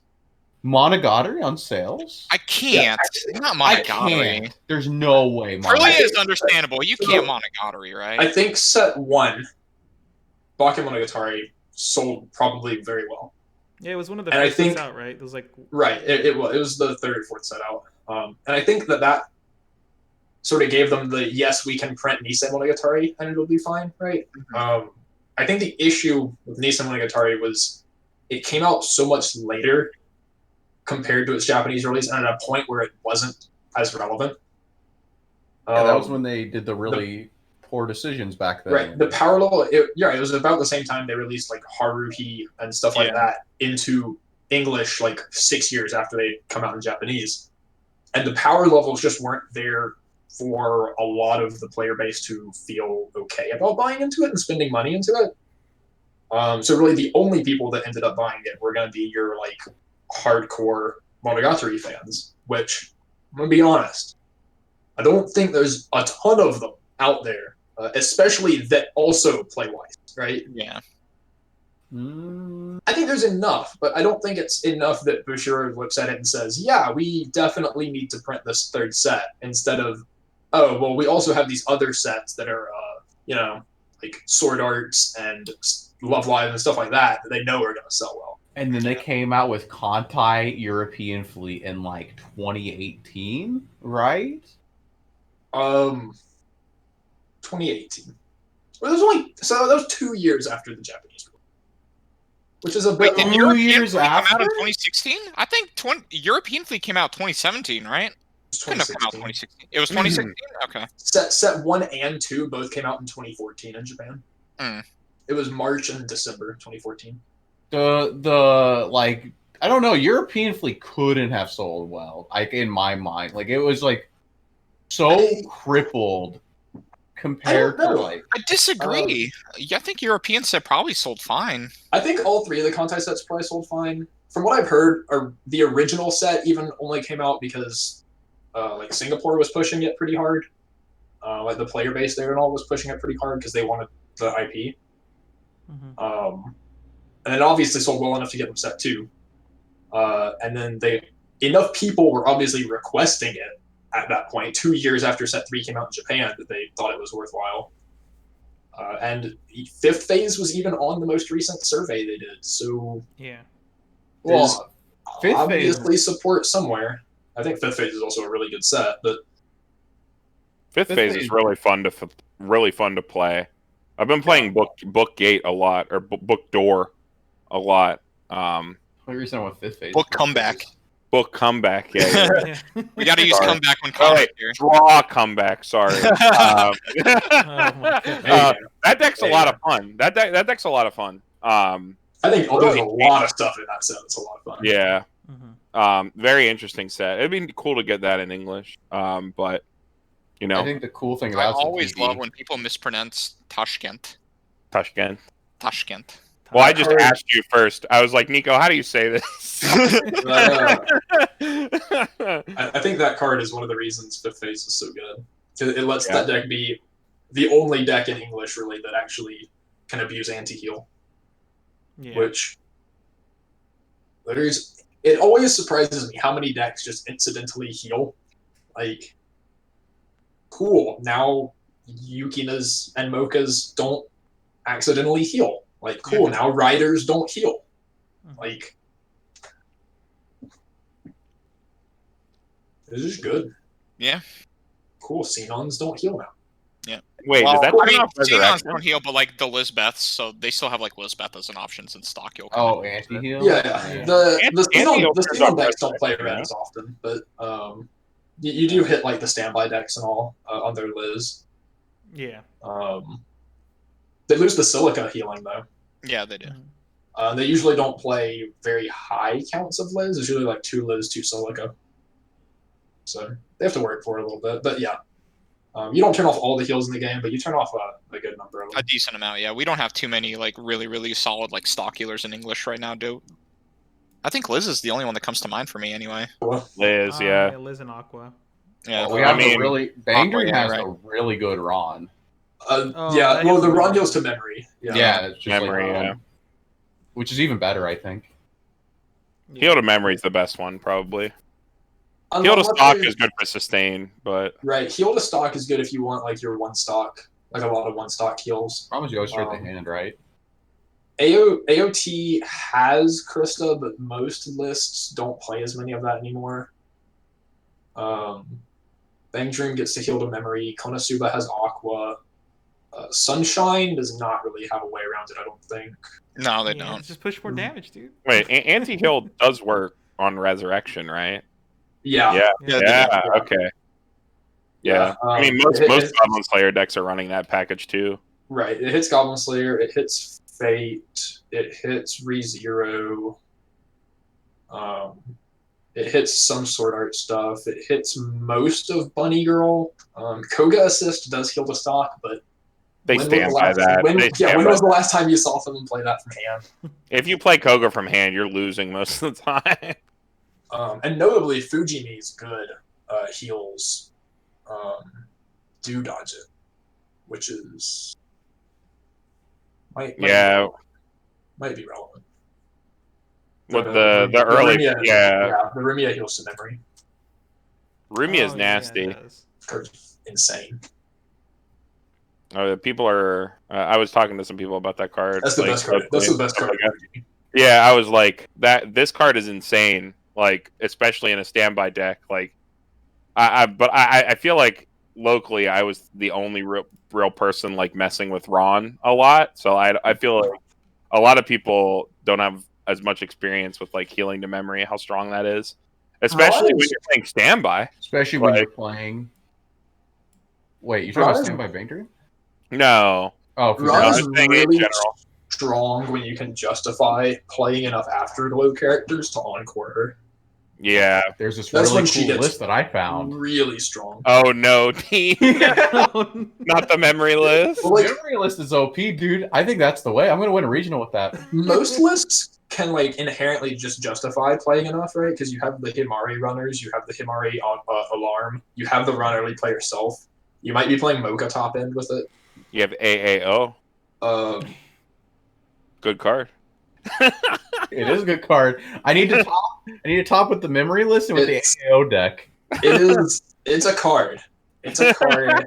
It's an interesting card. No, I want to see how I they think print it's a that good effect. card. I want to see how that is worded in English. I want to read it. I want to read I don't it. think it's a good card, but I think it's a very interesting card. What do you think your opponent does? Because we asked this to Riaz. Yeah. Somebody talks That's the question. AAO against you. What do? I search every time. Every time! See, because their deck is dog shit. You're the best player. This is a If my, philosophical question, Oh my Dean. God. It's a if my opponent clocks AAO against me, I'm searching every time. I told you. I think it's contextual. No, it's every time. You go, I don't care. It's And then you lose. contextual. You lose because I'm playing it. If And I came with the spicy list. okay, if like If I played AO against you, it's not some random scrub. Would you be scared? if you're playing AAO against me, I probably have bigger things to worry about. Yeah. Like the deck doesn't really matter there, but yeah, I think in general you just search because like if there was something actually so important that you're letting them get that's going to change the outcome of the game that significantly, they're bang jam. They had other ways to get it. You're not locking them out of some game-winning strategy here. Not if they use this when building the deck. Lord. And they're like, I have 17 one-ofs at level 0. And you're... At level 0. Lord. Yeah, they clock the AAO, and they get their one-of clean cut I think- and tri-field you. I think I play 17 1-0s in Sword Art, but that's not all at level 0. No, they run just a ton of one-ofs, and every time they slam down the AO, they're getting some random one-of to destroy your board. And you're just like, the fuck's going on? Why is this happening to me? I keep taking the search, and they keep getting the I've never seen. Oh my god. Ugh. Ugh. It's an interesting card. I think it's good card design. I don't think it's a good card, but I think it's good card design. Yeah, I mean it's pretty interesting. I want to see what Volume 2 does to the English meta, since so many people are bought into Bang Dream. And Imagine- Volume 2, conversely to the other Bang Dream sets, will not be a cheap deck to build. I don't think. Like when I they think- came out. If it does not push Bang Dream to best deck in format, it puts it very close. I think. I think it does, because like right now, Bang Dream, you just attack their 0 game, and like the deck falls apart. Or they're like level 1 combos all kind of suck. Right? I still don't think Tai. I don't think Tai is amazing on her own. I think Tai, when you take into consideration the fact that like Toilet lets you effectively also pick which card you want out of the top 3. You never look at Yeah. cards in a vacuum. You never look at Right. cards in a vacuum. But I think that profile printed into any other set wouldn't be very good. But I think when you look at Toilet and the fact that you're playing standbys in the deck, I think the fact that Tai sets up those two things makes that card astonishingly good. Even without the standbys, it's just like, look at what your options were before. It was like an understated Maguro, and it was like this card that sometimes you just didn't have this event, and then you couldn't play the game. And then Or Fever. Fever. I always felt like Understated Fever didn't Maguro. have enough deck speed. I don't think Fever was very amazing. Yeah, I never actually played with Fever outside of the memory deck because like I played with it a lot. because you the look at benefit- Fever and you're like, why am I putting this in my deck? Fever is a lot better than people give it credit for. In English, it's made a lot better by the fact that if you play in a like more meta, like English landscape a lot of the time, which at the time this was happening. My locals was still English, English only. That Cosme anti-runner they printed was very important because like our locals still ran a lot of AOT. The fact that the Cosme anti-runner existed and the fact that it was exactly 3k power with the cards that you would run in that deck made you very consistently able to get off Fever even against AOT a lot of the time if you mulled correctly and like played like to that. You were able to get at least one turn of Fever, which is pretty much all the deck needed to go into what it wanted to do, whether you were running Mocha or something else. I never messed with like Fever Yukina. I thought that was like too ridiculous. It was always Fever and a green top end. But I think Fever was a lot better than people gave it credit for. But like now, I think Tai just outclasses every other combo. Maybe you run Christmas Cosme in like some lists, but like if you're trying to do something very specific and you really value Warehouse, but Tai is just better. There's one card that's better called Kokoro. I think Christmas is the go-to like secondary choice for the just like not heavy band focused decks. The layer makes Christmas a lot better. But I think the thing about Fever, like the anti-runner plus the 1-0 bomb plus Fever was like a really good core. But I think the biggest thing about Fever versus Christmas is that Christmas takes up a lot of deck slots on the Tornado event. But Fever gave you a way to drop the Tornado event and fit in Toilets. If you wanted to go into blue. And I think Toilet is... I think it's the better of the two events, and I think it's the better of the two stock charge options between that and the Himari alarm. So I think like Toilet's just... It's Manamorphose. Like, I think it's actually a pretty insane card. On paper, Toilet's a broken card, I think. And letting you fit that card back into the shell because you had room for it, I think was a very powerful thing that Fever did without sacrificing a whole lot to get there. I never liked Toilet as a card. Like, I felt like I was like usually making my deck worse by putting it in there since I couldn't like confirm hits multiple times, and you have to run so many Toilets. I don't know. Now that's not a problem because I know it's not a problem anymore. But I'm saying like finding room for Toilets, regardless of what deck I played in Bang Dream, I never really thought that Toilet was that great before. Before needed to play one of the cards that could confirm top card with Toilet, like alongside Toilet. Yeah, you had to play those, and like you can only confirm one Toilet a turn. So then it's like if you double Toilet, you have the chance to randomly neg, and then Bang Dreaming didn't have exactly the best plussing combos. So the thing that was nice, most of the time that you did neg, most of the time it would be on a climax, and Bang Dream has pretty much always only run plussing climax triggers. So it still wasn't the end of the world if you negged into a plussing climax trigger. Yeah, you'd still retain a card in hand. But it does feel bad. It does feel bad. The other problem was like the fact that Toilet does require 3 characters. And a lot of these Bang Dream lists... That is not a fake requirement. That is not. Because you're playing 3 to 4 Toilets because you want to get it off. And then, like, Bang Dream has, like, tech level 3s that it kind of has to play. You're probably playing, like, 7 to 8 level 3s, some level 2 lineup.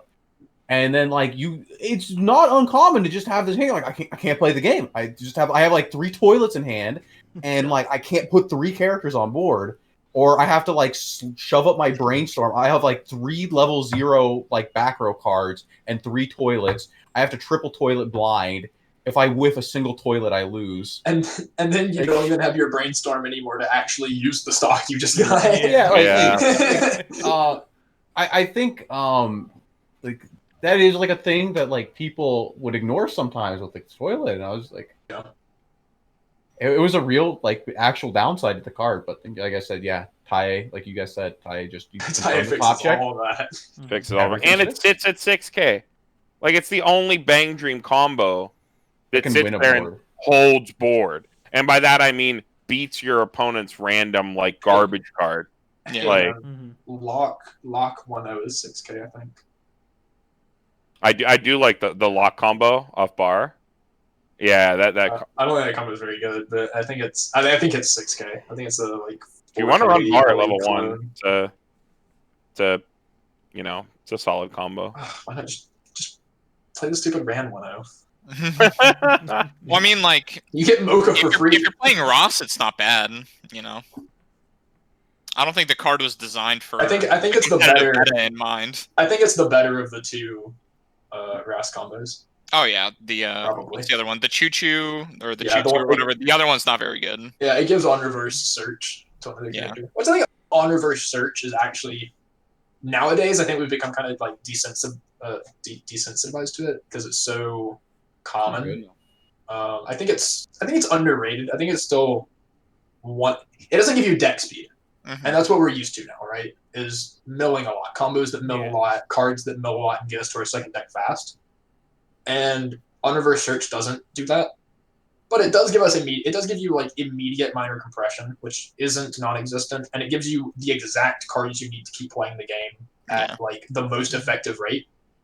So I think it's underrated. I don't think it's amazing. I don't think it's like as good as it was when Shimakaze first got printed and when like Asuna Invites to Party ruled the format. But I think the crappy part about that now is like it's on a not so great trigger as opposed to the other level 1 combos because Book's not that amazing.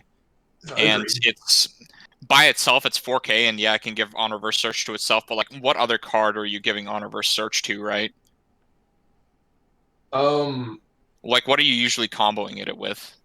I haven't seen too many lists of that. They're an accelerate based deck. So they do have a lot of cards that just get a bunch of power for no reason. And they run sort of an accelerate shell. So you can look at them sort of like how Excel World always was. With like the 1-0 Kuriki Hime, they got huge. I don't think they have that exact profile, but they have similar stuff. So you just stack it onto whatever accelerate dude pumped itself to like 11k and get your reverse that way. I think, or is that about it, guys? We kind of gone all over the place now. We have. Yeah. I can't believe we found a way to talk about Konosuba tonight. Yeah, every time. We tied it in. It's important. found It'll be a a way. running theme forever now. This is just the Konosuba support group. We'll just Konosuba start inviting more Saltcast. people on. KS Saltcast. Yeah. Tell us where on the doll that Konosuba touched you. Oh man! Right here, it was my clock. It was my clock. Everywhere. Right here in the 7th position. Oh man. Yeah, I mean, if that's basically it, we can do some AMA and then close it out.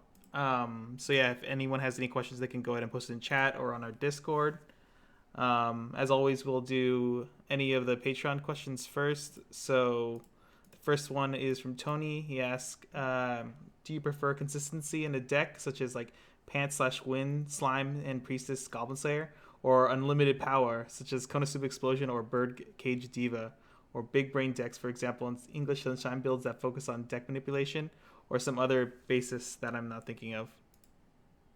What is this about? Wait, what? It's like what kind of decks do you like prefer? Here, I'll post it in group chat. Oh, I like archetypes decks. here.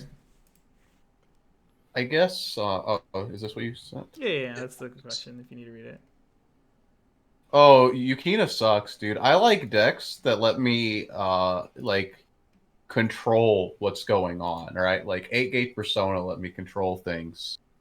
Like my Million Live list lets me like make impactful plays.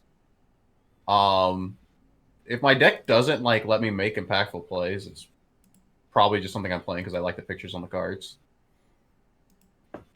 So like I don't know. I like decks that like don't always have like just straightforward paths to victory. Like, but I played Hello Happy World in New York. I still love that deck. That deck is actually really, really fucking good. It's with the salvage combo, and it's like some people are like, "What happens when you don't salvage?" I'm like, you have like ways to mitigate your luck in this deck, like to like, like continue going regardless of what happens. They're not as straightforward though, so some players don't like it. So yeah, I like things that like let me make impactful plays. And if I lose to myself, then it's like I learn as a player, right? Yeah. What about the rest of you? In the long run, I will always be consistency. I think that's why I've sort of come off AOT lately. Is just because I don't like you can't draw your level 1 climax every game, and I don't like how that deck feels at all when you don't draw the level 1 climax. I think big brain decks feel really rewarding. One of the decks I've been playing the most lately is Yuki Sword Art, and that's a deck where you have a bajillion one-ofs, but you also have so much consistency in the form of Yuki and on-stage Silica and stuff like that. You're still always getting exactly what meets the situation. So you have the consistency, but you also have a lot of choices, right? Mm-hmm. I think it feels really rewarding to play, and it's really consistent. But the 2 decks they mentioned here, Slime and Goblin Slayer, Goblin Slayer feels really good to me with just how consistent it is. And Slime is actually the deck I've been planning on locking into for the fall ever since they announced it. So we'll see. You want to see a cool deck, Connor? I found it. Oh no! Nice. I'll share this. Okay, I'll share this. I made one change to it. I added a Michelle sticker. Oh no, not this. Oh no! Not this deck. I know what deck he's talking about. This deck is unstoppable, boys. I've played against this deck. I lost to this deck. I've lost to this deck also. Oh, yo, this deck is unstoppable. This is the Even actual was just this deck is a pile of trash, and I'm just I can't wait to lose to it. And then I was playing it, and I'm like, oh my god, I can get off triple Michelle sticker, get 9 cards in memory every game. Deck's broken. So yeah, I like things like that. That's a pile of cards. But you have some pretty cool plays in that deck. This deck looks pretty sick. Yo, you know what's really cool? You know what's really cool, Connor? You Saya Summoner out the Kanon, so then you can brainstorm for free. Oh god. Dear God. That not how that works, I don't think. No, because you pay 1 stock and then you just tap down the card that you summoned and then you put the card back into stock.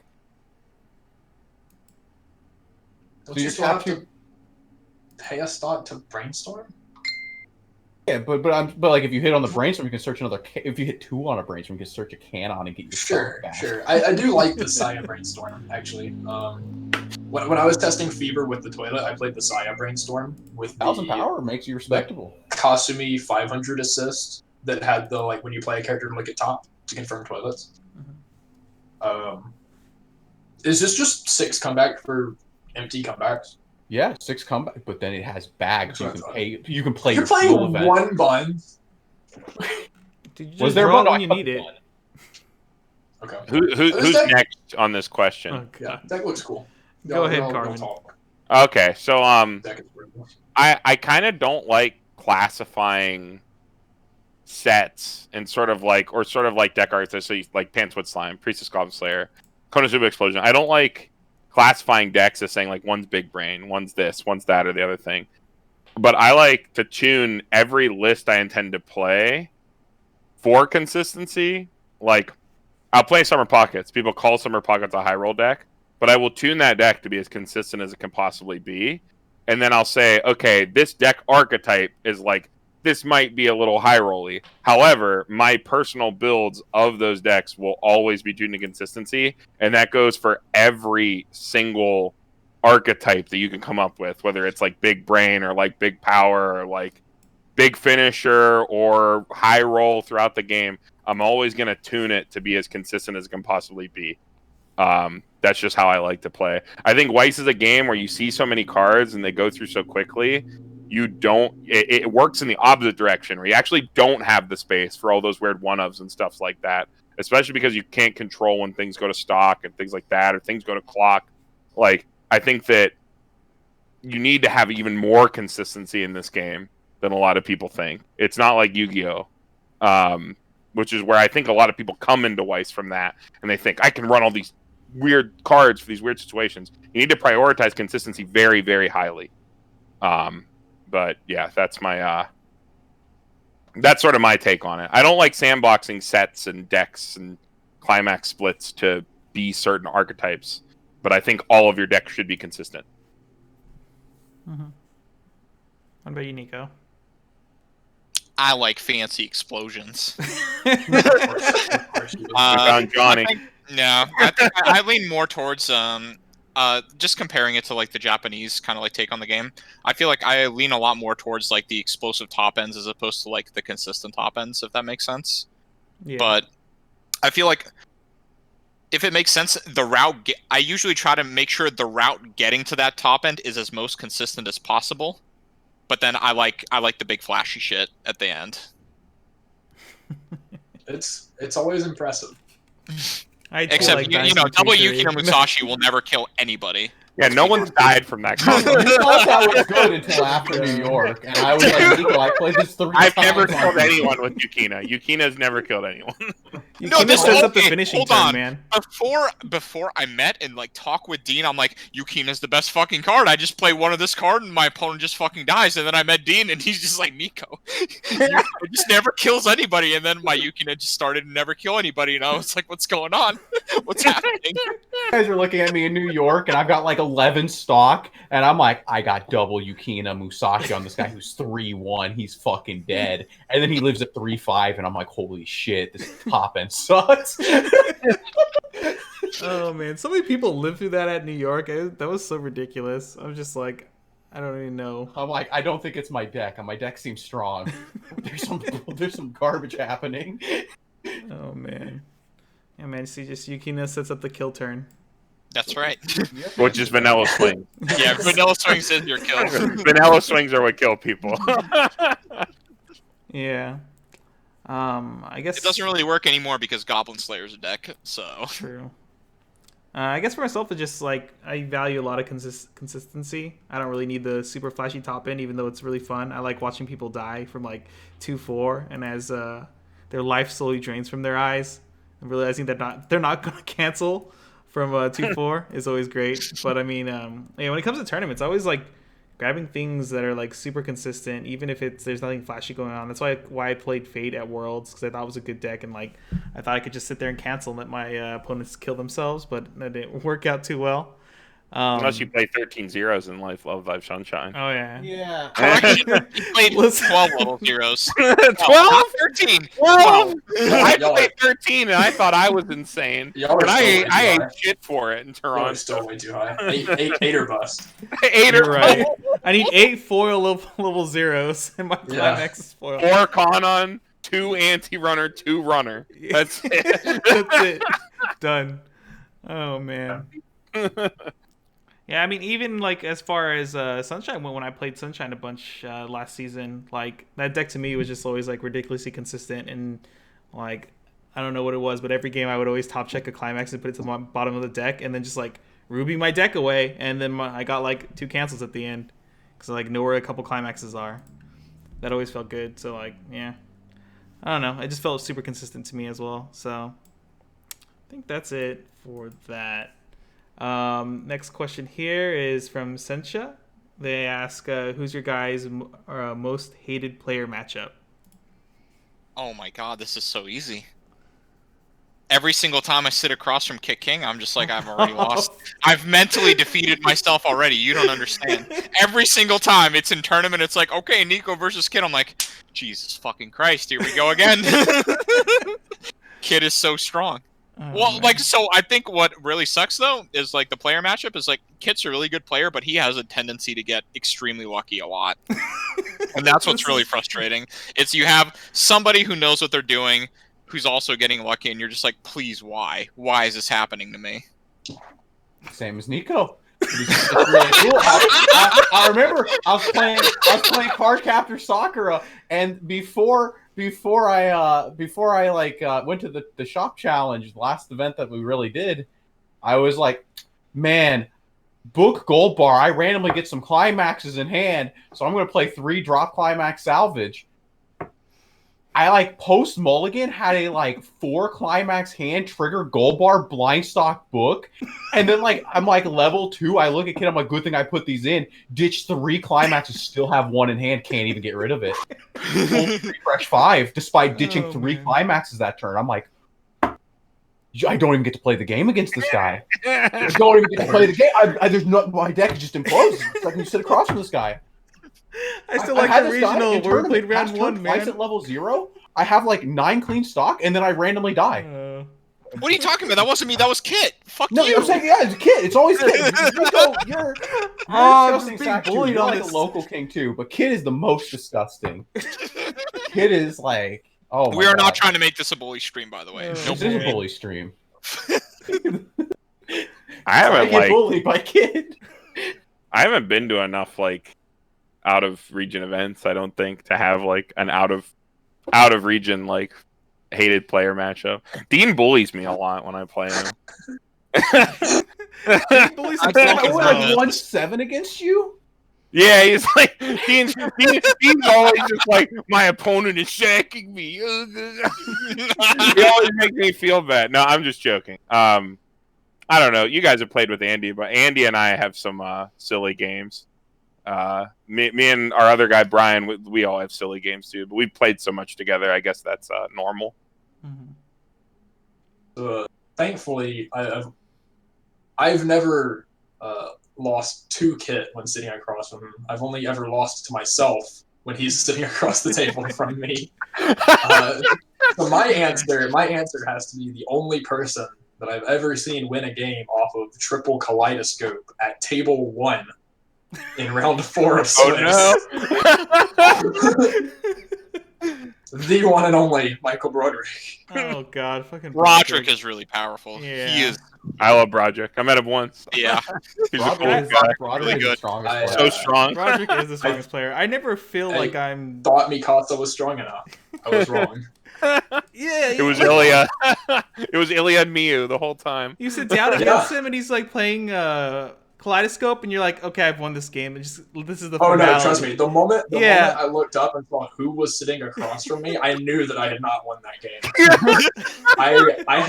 I had a faint glimmer of hope in my heart that AOT was strong enough to get me through that match. And it almost did until he like quadruple canceled my Mikasa turn. When he started that turn at level 2 anyway, he didn't even need to. He just did it to style on me. And then drew the 4th copy of his Kaleidoscope Climax for turn with the rest of setup in hand Oh my god.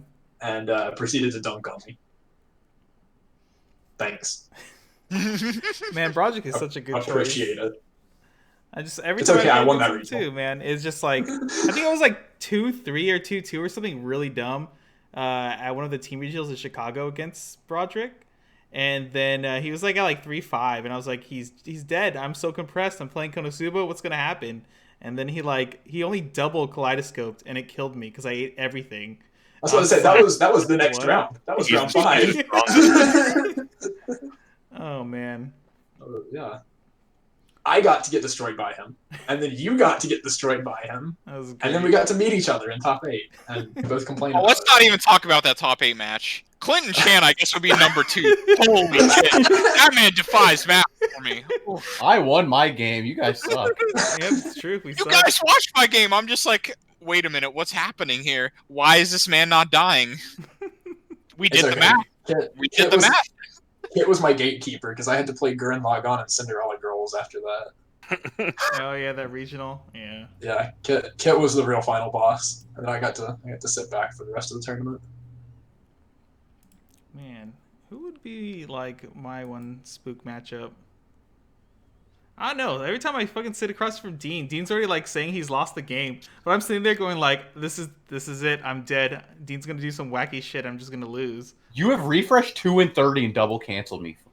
God You were like, I remember one time you were playing Revu Starlight. Oh, You were man. like 3-3, and I'm like, I have 3 swings for 3, but that's it for some reason because something terrible had happened.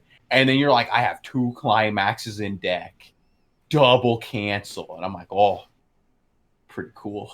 Oh, you know who's bad to play against? This is like the worst regional game I've ever had. It was against Riaz. I started the game at 2-0 with 1 stop. Oh, I saw that. I don't know what Jeez. happened. I just blinked and I was level 2, and I was like, I can't even play these level 3s I have in my hand. I don't have enough That game stock. didn't matter. Oh man. Yeah, like Riaz is pretty good. And then apparently like Ryan's never beaten me at like a regional or whatever. Even I guess even money matches at this point. But I'm always spooked sitting across from him. Like the first regional I went to Toronto, I think we played either like one of the later rounds or in top 8, or yeah, no, it was top 8 because I remember I sacked him. He was like 2-6 with a 2-6 or 2-5 with AOT, and he just like ate everything. Wibbs is unbelievably strong. Yeah, Wibbs Yeah. is pretty powerful. Do you I'm like very how scared sitting against Ryan. Yeah, Yeah. that lost Titans in New Jersey. Wait, what's up? He did lose to Titans Oh, in he New did Jersey. lose I to actually Blue think I Titans. actually kept him out of top 8 because I crushed that Titan player and then like proceeded to lose the next couple rounds. Yikes! I think it was I think it's funny that Kit's only spooky matchup is people that have never beat him. He's like, I respect clearly the power, the but they best. Too can't. powerful. He's clearly the Oh best. man. All right, we got another one in from Discord. It's from Yay7. Do you guys think that Fujimi has good longevity as a competitive set in the English format? It had a large showing in JP when it arrived, but the latest tier list I saw dropped it down quite a bit. So what do you guys think? Go real talk. I don't even know what Fujimi cards do. It's the So, 8 standby. they get It's big. basically- They get big. I think before even talking about the longevity of the set, a lot of the reason it might have tanked on their tier list is because of Sayakano, Mhm. which has untargetable level 3s. And Fujimi's big sustain card at the top end is the minus soul counter that minus souls 2 lanes, but it has to choose. So that could have, and Sayakano is sort of like the big boogeyman in JP right now. Yeah. Gee, It I has wonder pretty why. spooky compression. So I tails think off. that could have a good bit to do with it. But also Japan's been like pretty aggressively printing like anti-standby level 1s now instead of just like level 2s that kill things. Mhm. Well, Um, Psychono also has the Errata that just kills level 2s, right? Like, Right. But they've been printing that into other sets too. yeah. So I think they pretty. I don't think Japan is really big on standby being everywhere anymore. I think they're tired. Like I think the design team might be a little tired of it. They're starting to push answers back out. I think if that happens in English, Fujimi might not have the longevity it needs, but we get sets at a slower rate as well, so it's going to take longer for something to come out that actually pushes it out of the meta. Man, you know what Fujimi has a really bad matchup against from what it looks like? AOT.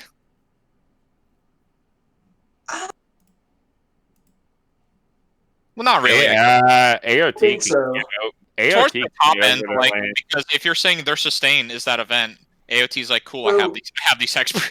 I have these Right, expert. right. They only get to minus soul 1 of the lanes. Yeah. But I think it's also hard for AOT to build into the resources that it wants against Yeah. Fujimi. Well- I think Aaron actually struggles against Have you Fujimi. played against I hate Riaz? saying AOT player's just gonna trigger wind on demand. It's gonna Yeah, be really well- easy. I've played against Riaz, and an AOT player only needs one card going into like level 3 to have triple Mikasa, They do it every time. Armin back row, split 2K1. We had that game last night, Dean. I had 2 cards. And I drew a second Mikasa off the top. It happens every time. You always have.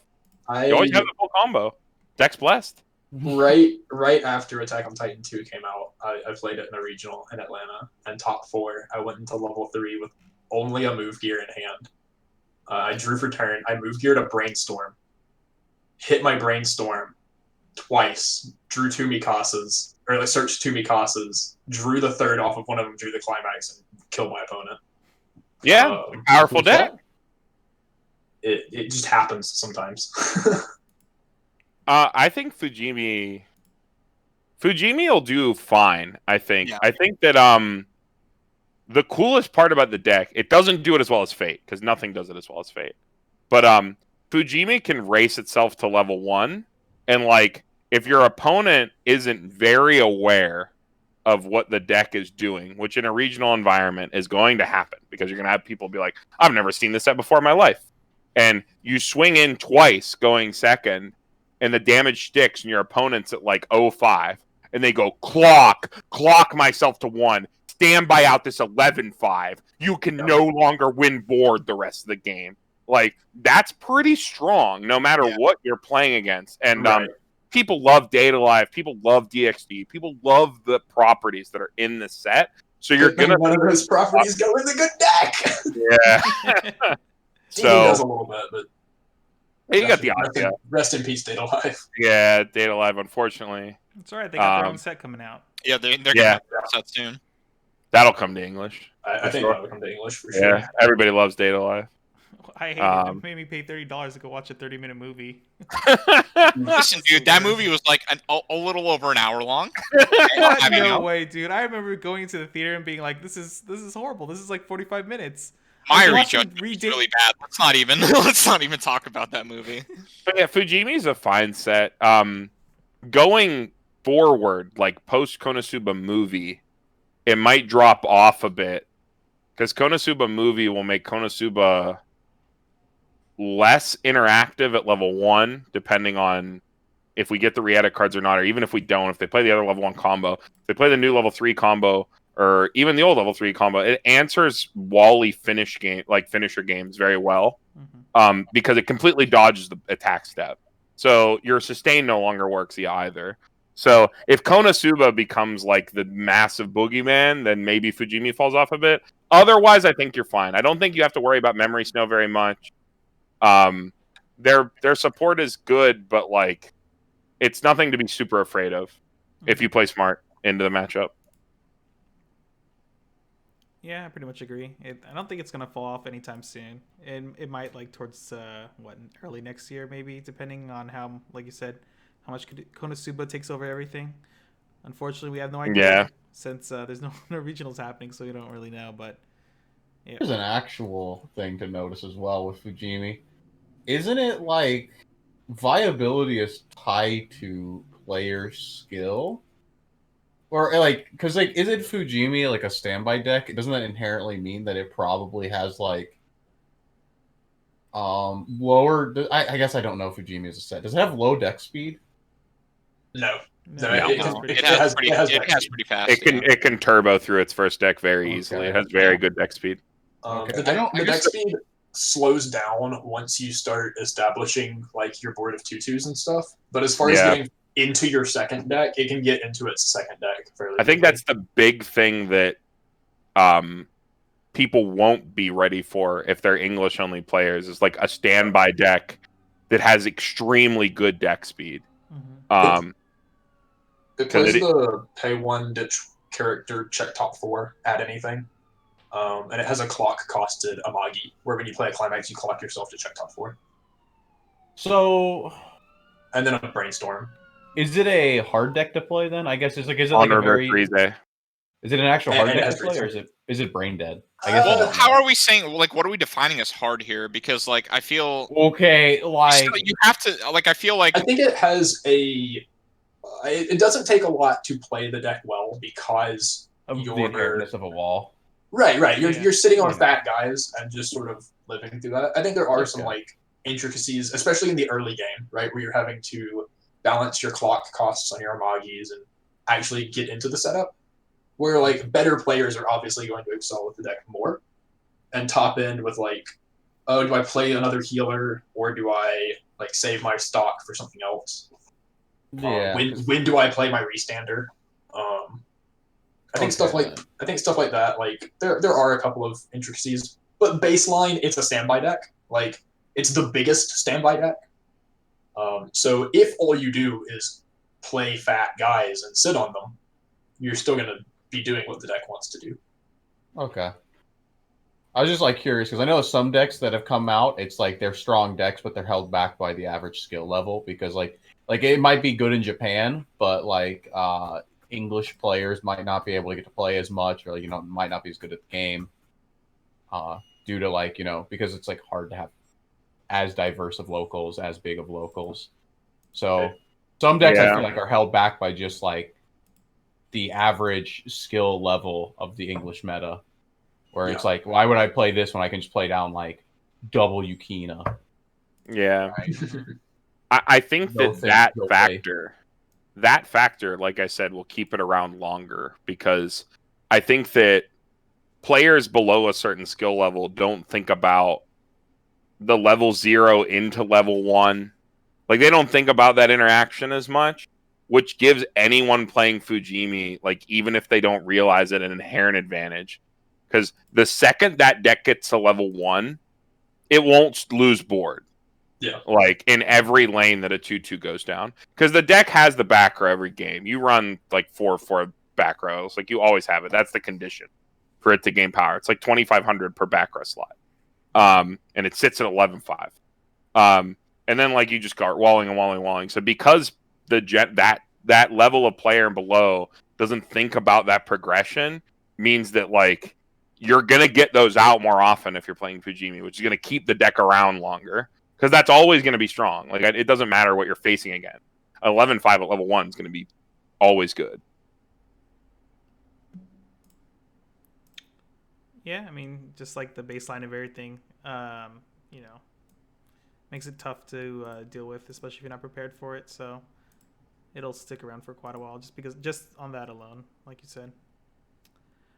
All right, so there's a few more questions from chat. Anson S ask, what are you guys 5 tips on improving in Weiss shorts? I guess, do you guys want to just all give one tip since there's 5 of us? Sure. Cool. Sure. Someone. What is it? Tips on improving in Weiss. So each one of us gives 1 or 5? 1. 1? Yeah, just for time's sake, I guess. Come back to me. I gotta think about what's the most important. All right, I don't want to take the easy ones. I'll fucking go first then, you babies. The biggest thing I think is just ask why. Like, why did I lose? Why did this happen? And actually think about your plays and think about why these scenarios came up. I think a lot of people just like mindlessly grind the game, and like grinding can only get you so far if you don't think. So that would be my big thing. That I want to feed back into that. A lot of what I'm doing, because I know when I lose, I will come and tell people what has happened to me. But at the same time, that's also a feedback loop, right? It's like every time I'm doing that, I'm also like explaining what happened and like breaking down. So like I think embracing the salt is like good. Like if everyone, I know it's like, it was really funny when one of my friends went to his first regional, Chandler. He's like, the first regional he went to was Atlanta, and everyone like at the end of a round would get together in like this salt pile and just be like, last game, this guy sacked me, and he's like, this is the most intense game. Like everyone gets together and just like bitches like nonstop at the end of a round. It's true. I think that's good though. I think that's good because when you're doing that though, don't. I mean, like, yeah, you can be salty, right?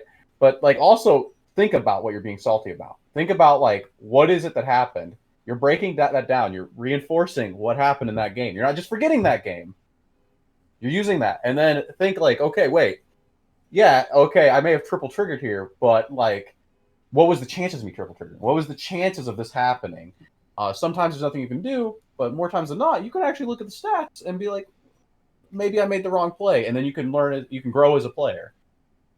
So, like Kit said, always ask why. Going off of what Dean said, I'll take some low-hanging fruit because I've talked a lot about grinding and stuff and like always grinding the game. I think a big thing with new players, people getting into the game, you need to stop valuing like post-humorous data where you say it's like, oh, it's just like the next 2 cards, it was a climax, I would have lived. It's like stuff like that. Rabbit hunting.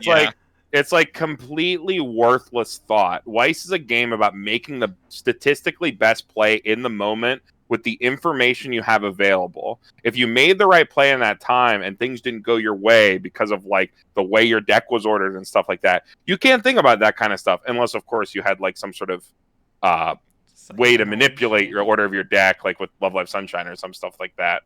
But like in general, you need to not beat yourself up over like post-humorous data. Like I think like a big thing you can do to get used to doing that, the second you lose a game, do not look at the additional cards in your deck. Pick up your cards, scoop them up, do not look at your deck, put it back in the box. And think back, like, turn by turn, what happened in that game. Stop flipping cards over to see where you cancel. Don't do that anymore. I think that's a really good first step. Don't think about post-humorous data in those situations. You need to think about it's making the best statistically the best play in that moment. And that'll go a really long way. Yeah. I'd say, especially if you're a new player, read cards. Even if it's like a set that you're not interested in, right? Um, maybe like you can't, obviously, especially now, given everything that's going on in the world, like you can't always find the time to play. But even if you just sit down and you pick a set and you say, all right, I'm going to find a couple cards in this set and then just build some lists. Go on Encore decks or whatever and just build some decks and read cards and learn what sets can do. Because you'll find a lot of the time in stop that read correct text on cards. But like learn what cards do, and what other sets are capable. Because a lot of times in games, especially like at the regional level and stuff, knowing what you're going to have to be dealing with and how you want to deal with it before your opponent ever puts it on the board, puts you in a very advantageous position. Especially like your opponent turn 1 clocks a Megumin Chieri or whatever. So you go get your assist that makes all your guys 75, so that his bunny can't reverse you once he hits level 1. Like stuff like that. Like if you know what power thresholds they can hit and stuff like that. And it doesn't all come immediately. If you're a new player, you're not going to like memorize all this stuff overnight. But just every now and then sitting down and picking a set and like going through it and figuring out what the cards do will really help you in the long run. And you'll just find that you don't get caught off guard by like, oh, I didn't know he had that sack counter that stopped my Yukina or whatever. Like that stuff will happen. You'll learn from it. But especially in tournaments, you can stop it before it ever happens. Then all the better. I guess the actual advice I would give then, I always go back to this one because I think it's like very important. Just go buy like 2 TDs before TD Pluses came out, like Haruhi, Fairy Tail, just something that's absolute garbage. And you and a friend sit down and play the game. Because like I think that's a good way to build fundamental Weiss that is sometimes obscured by current card power, but is still very relevant in the game. Just because you can't Azusa doesn't mean you need to. Like sometimes like you need to like make these plays that are obscured by the power level of the cards you're playing. And like maybe just going back and finding somebody who's willing to play 2015, 2014 Weiss with you for a while just to get those fundamentals. I think it's an important thing. That's an important thing. Ooh. I don't have cards behind me, but if I did, they'd be Gaia. Yeah, I think it is very important, and it's something that I of course only have Summer Pockets cards within reach. It's something that like a lot of people ignore. That's not a foil. That doesn't have a signature on it. It's the OG one. The OG one? I've got those too. I've got 8. Yeah, like I think that is like something very important, and that's like something a lot of people are gonna ignore. They're gonna like get their deck and they're gonna be like, I know the combos and Weiss, right? I know like how to flowchart through my deck a little bit, and it's like, but like at the same time, I feel like you just don't have the adaptability, right? Like people like fail on the adaptability because they're not used to like dealing with truly bad situations you get in with those old sets. And they learn to like crutch on like key cards in their set. So yeah, definitely I think going back to the past is a good way.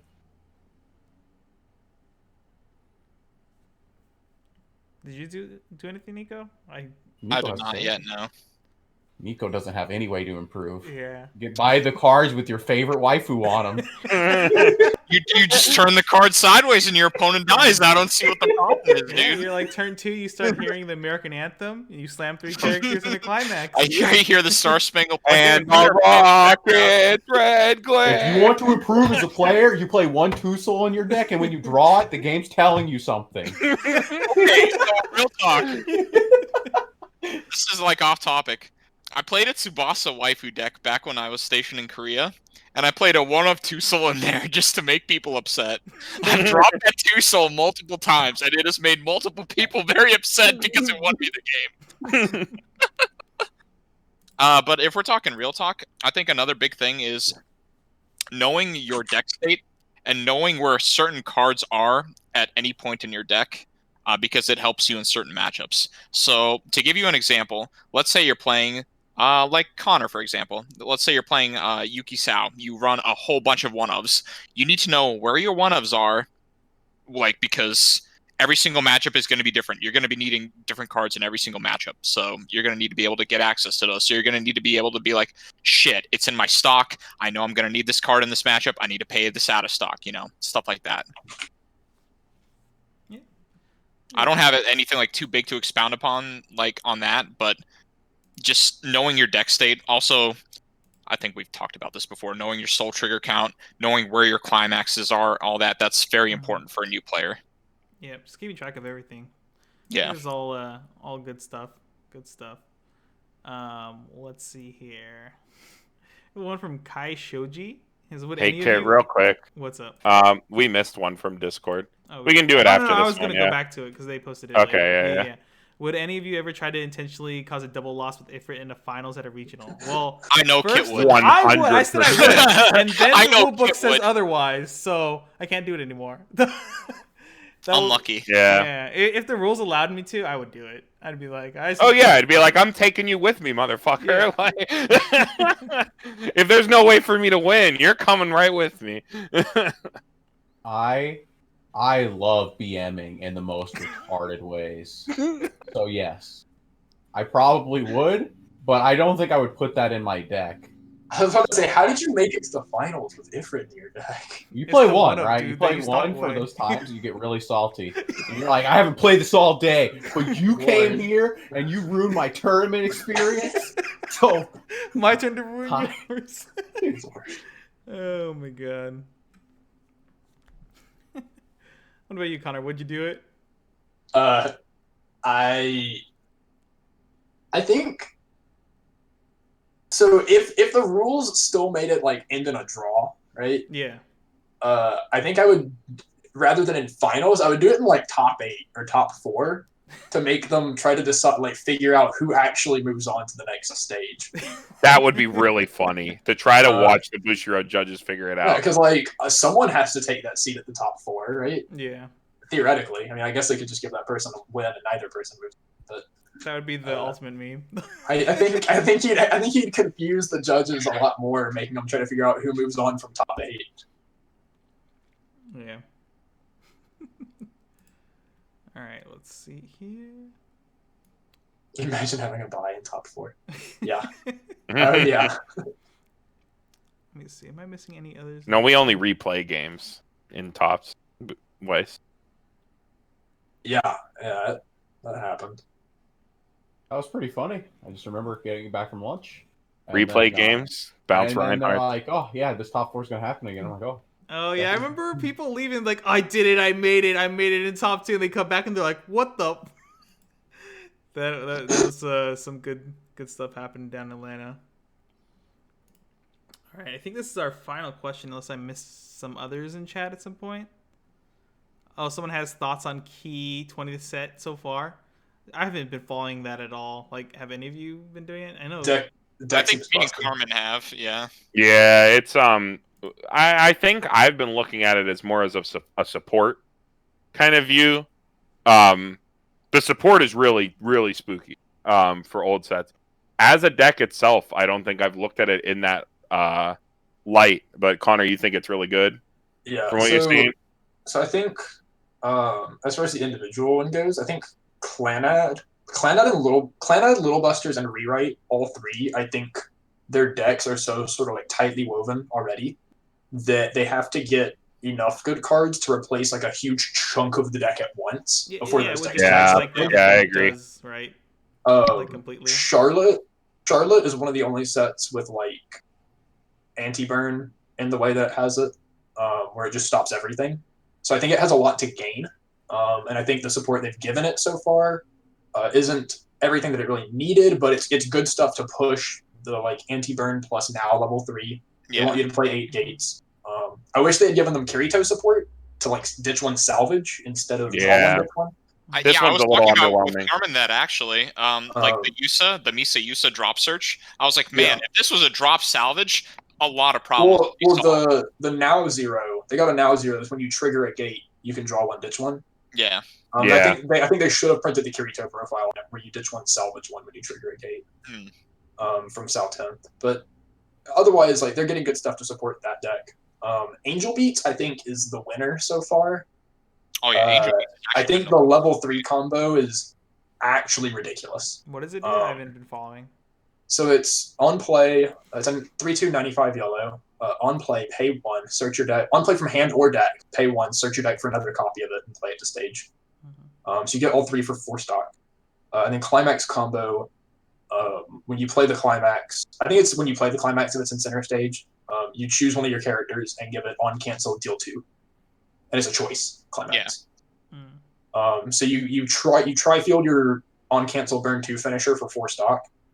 But I think the reason it's like really good, they have a level 3 event counter. It's a 3/2 event counter. You can only play it if you have a music character. You choose 2 of your opponent's characters. They each get +4 soul and cannot side attack. So you die when you play that card.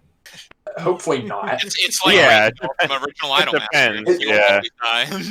It's obviously a risky card, but I think in general, like, you're playing a modern deck and you're playing an Angel Beats shell, which has always been a deck that it likes memory anyway. If you're playing memory compression and you're so efficient, like your top end only takes 4 stock, you're probably building compression out the ass anyway, like just naturally. So I think that counter is a lot of times just cancel 2 attacks guaranteed. And in a lot of those positions, you're not going to be playing the counter from, like, right, yeah. And if you're not in spots where you're going to be like, if you're not going to die anyway, you just don't play. Yeah, there's no reason to play it. Yeah, you're going to be playing at a spots where you're like 3/5 and be like, shit, I need to cancel these 2 attacks. Right. But like, since the decks, and they got the one card that I'd been telling one of my friends I really wanted to see them get, they actually ended up getting, which is on play, shuffle 2 characters from waiting room back into deck to gain a soul on a level 0. So you can guarantee that the level 3s are always in your deck. And it also lets you play the level 3s down combo, and if your opponent lives, you just shuffle them back and do it again.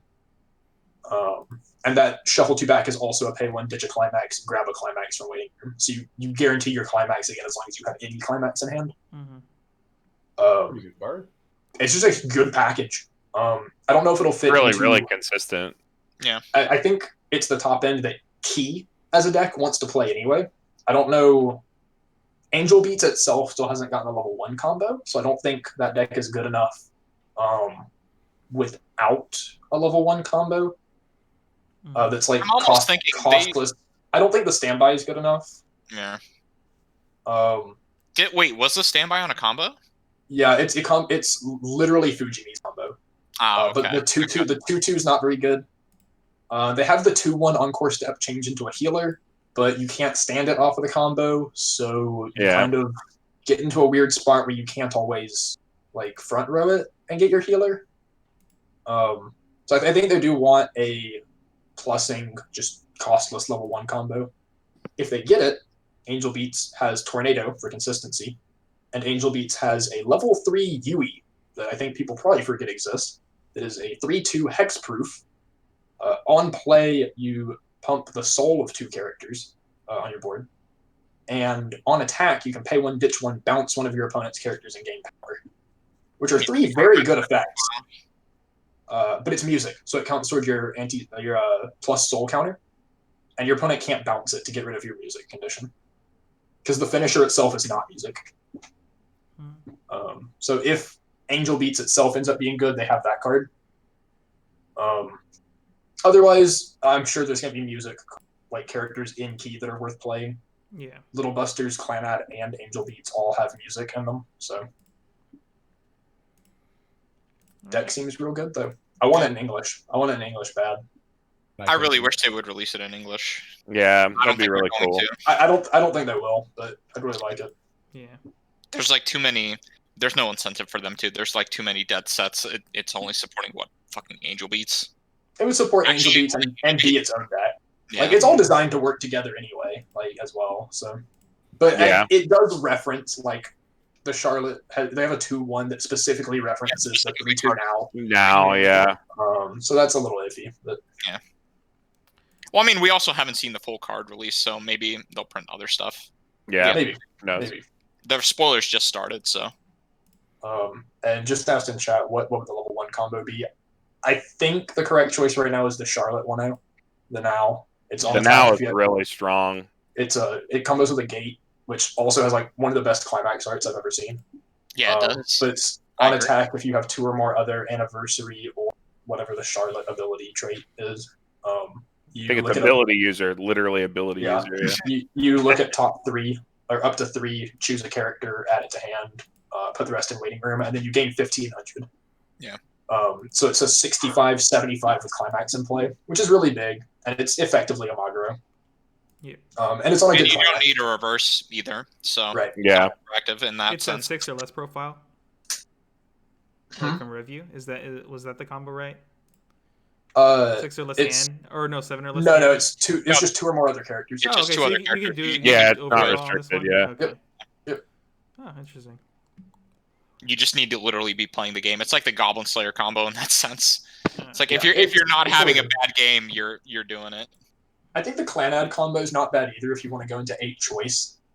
It's on attack, salvage a level X or lower, where X is the number of its own climax in your waiting room, which is hard to control, but even if you salvage a level 0 or 1, that's probably not that bad. You just can't like get your early plays off of it most of the time. If you want to like transition to 2 choice. Right. Like, yeah. But yeah. Right. So you're 8 choice. So if you can get your early plays off of triggering a choice anyway. I think that one's fine. Because that one also doesn't need to reverse. I don't think they've gotten an on-reverse combo that's really worth playing yet. Maybe they will. I don't know. We still haven't seen Angel Beats' combo yet. All right. I guess this will be the last question for the night as we wrap things up. From I'm a Freaking Wizard on Discord. If all restrictions, not full-on bans, were dropped in the Japanese scene, which decks do you think would be the strongest / have the most impact? Immediately, I just think of Unrestricted Fate now. Yeah. And Sunshine. Fate and Sunshine. Fate and Sunshine, yeah. It does have those weird tools. The same 2 things that were strong before the last ban. Getting Mirai ticket package and the Mari drop search and Azusa and Field Encore all together is just really strong. Yeah, Fate, obviously Fate just got restricted. Kimono, no, this poor manless did jack shit. Some dude walked into this Japanese tournament, this pile of cards, had 0 hand, had 1 stock, triple canceled 5 turns in a row, and they said we have to stop that. It's Kimono's fault. Did you look at the data for Kimono? Yeah, the number of people entering with Kimono was super low, but almost all Kimono of them had a top 16. 600% conversion rate. One of the better grind decks, but it did not. It wasn't. I don't understand. I think the people who played Kimono were the good players, and it got punished. Probably. I think the only thing KCI. I just don't understand the alpaca because when you watch those games where those Kimono players are playing, you're just this deck doesn't function. You play against it, and it's not even good.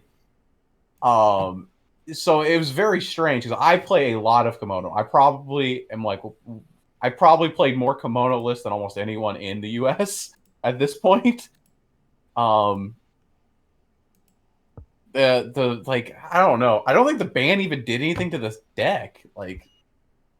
Standby gate. You just can't play Alpaca anymore, right? You just pick the event. You just pick the event every time. The event every time, yeah.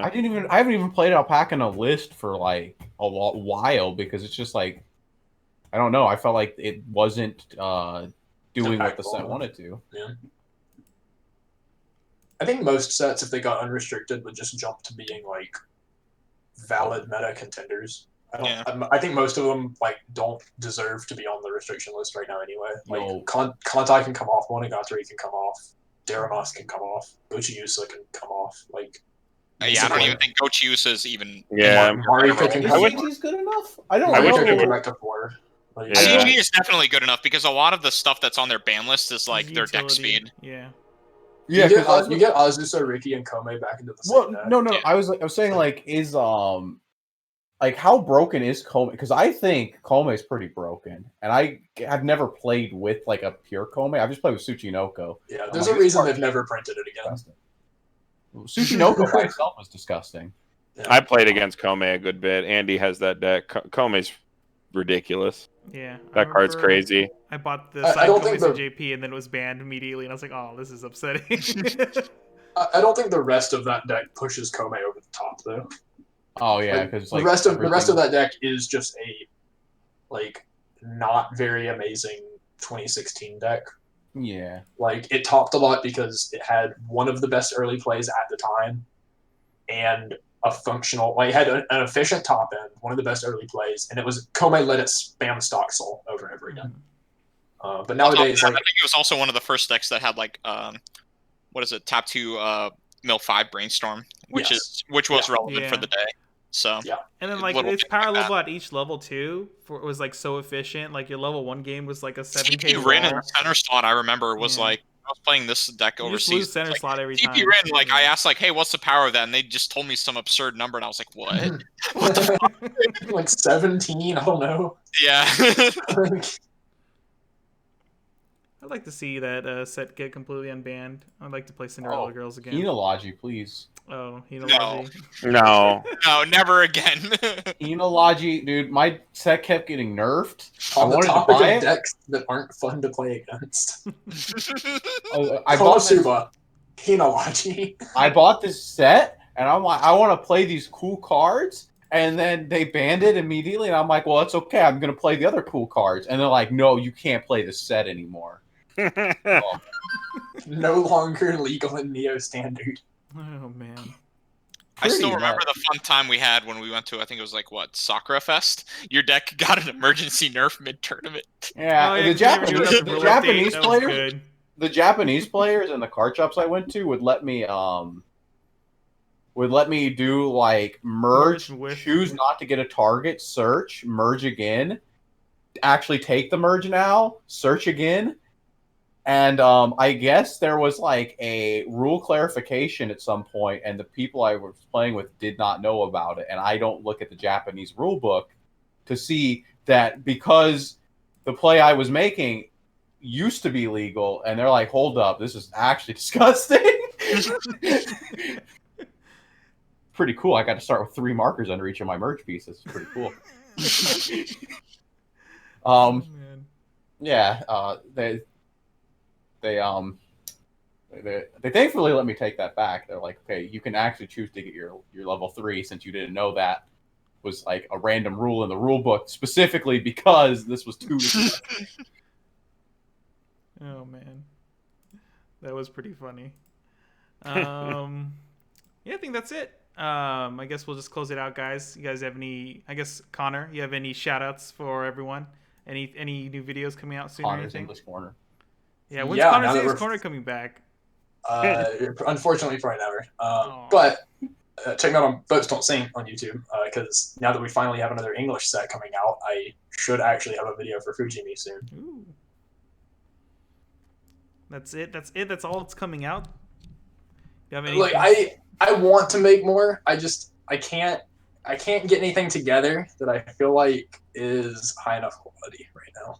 I'm trying. I'm trying to get something out. Are you saying me versus Tyler wasn't high quality, Connor? Come on now. The games I have to suffer through. The game is not the problem. The presentation is what I got to figure out. That JoJo versus Gun Gale game, I really want to post. I really want to post that game. Oh, was it my Gun Gale list? Was it my Gun Gale list? Yeah, it was your Gun Gale list. I might just post it. Dual laners, man. Very strong. That game was sweet. Wait, let me guess. Spoiler. Did he eat like 9 damage from 2 attacks? All 3 games that I watched them play, Me together. and Tyler did not have a normal game. All 3 of those games combined probably took less time than the average game of Weiss. Pretty cool. We went fast. We were like Sonic the Hedgehog. Gotta go fast, dude. Yeah. Gotta speed up. Accelerated game state, baby. That's what we're talking about. Accelerate to victory. Oh man, all right. Carmen, you got anything coming out soon? Yeah, I think the only big thing we're gonna try to get a Fujimi 8 standby deck tech out as soon as we can, whether it's this week or next week before the release. Have something out there, something that tuned. These guys are trying to beat me to it. 8 standby tuned to the English meta, which is very few actual changes, but we're gonna go in depth on it, more similar to how the one GGO deck tech we had go up that had like breakdowns on all the cards. So we're gonna probably do that for 8 standby. Other than that, I think we're gonna try to do Slime or Memory Snow next, in terms of our set review, whatever we can get out. All right. Nico, Dean, you got any shout outs? Okay, Shout out to one, Kid King from Burn 1. God damn it. one, definitely remember write that letter. I think that's the most important thing. Yeah, write that letter. Yeah, We need. I would say don't use a copy paste template. Just Yeah. put your own thoughts into it, man. People need to be like, know that we as a community want that change, and that's important. Number 2, watch our next set review. We're going to be doing some pretty good set reviews still. Oh, Lord. God, no. Please, no. We're going to have some quality content coming out this week. I want to do as many set reviews as these guys are willing to sit through. Oh, God. I do actually have one anti-shout out. Anti-shout out to Psy Games. Shadowverse fucking sucks. Oh, You get God. Hearthstone is Shadowverse is very good. one of the worst card games I've ever played. Yeah. I'm Master Rank, by the way. Card game fucking sucks. I am Grandmaster in Unlimited. For some reason, wild format is better than like You rotation. just die on turn 3 or 4. You can just quit the game after that. You're like, I already know I lost. I don't need to sit through this. I have no playables on turn 2. Guess I lost this game, guys. Yep. Game 2. I don't know how your rotation format is worse than your like unlimited format. That's like so disgusting. Hearthstone's still a great game. So fun, dude. I like waiting until So turn much 7, fun. drop my nom, have a new hand, and go, oh, I guess Yeah, I won. like you sit around for turn 7. You're like, do they have the card that everyone plays as a 3 of? If they have it in their hand, I instantly lose. If they don't, we You have guys. a game. You guys playing bad online TCGs. You got to play good online TCGs like Hearthstone. Hearthstone's a great game. It's still doing amazing. No one plays a single card that originates in their deck. No one plays Oh, it I've with watched that. plenty of matches with Carmen playing against Priest. It's like he's just like, Oh, it's just I like don't even know what my one opponent's unit doing. My opponent's just discovering random cards. Yeah, I can't play around. Very board clear. Like my opponent just discovers cards I can't play. Yeah, very good game. Better than Shadowverse. Oh, Definitely gosh. buy into Hearthstone. Never a better time to play. Demon Hunter costs like $20.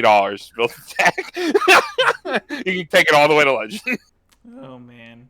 Well, my shout out is the Psy Games. They finally gave me mono. I finally pulled mono right before. Oh, Yeah, right before you could actually pull her. Yeah. Wait, really?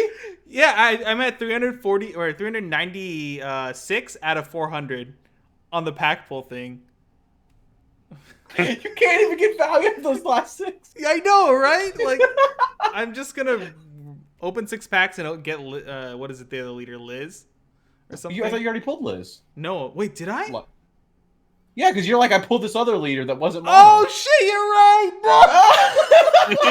I already have both leaders. Oh my Unlucky. god.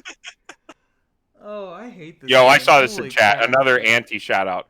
Fuck TTS. I'm done with that soulless program. Oh, yeah. I'm so done.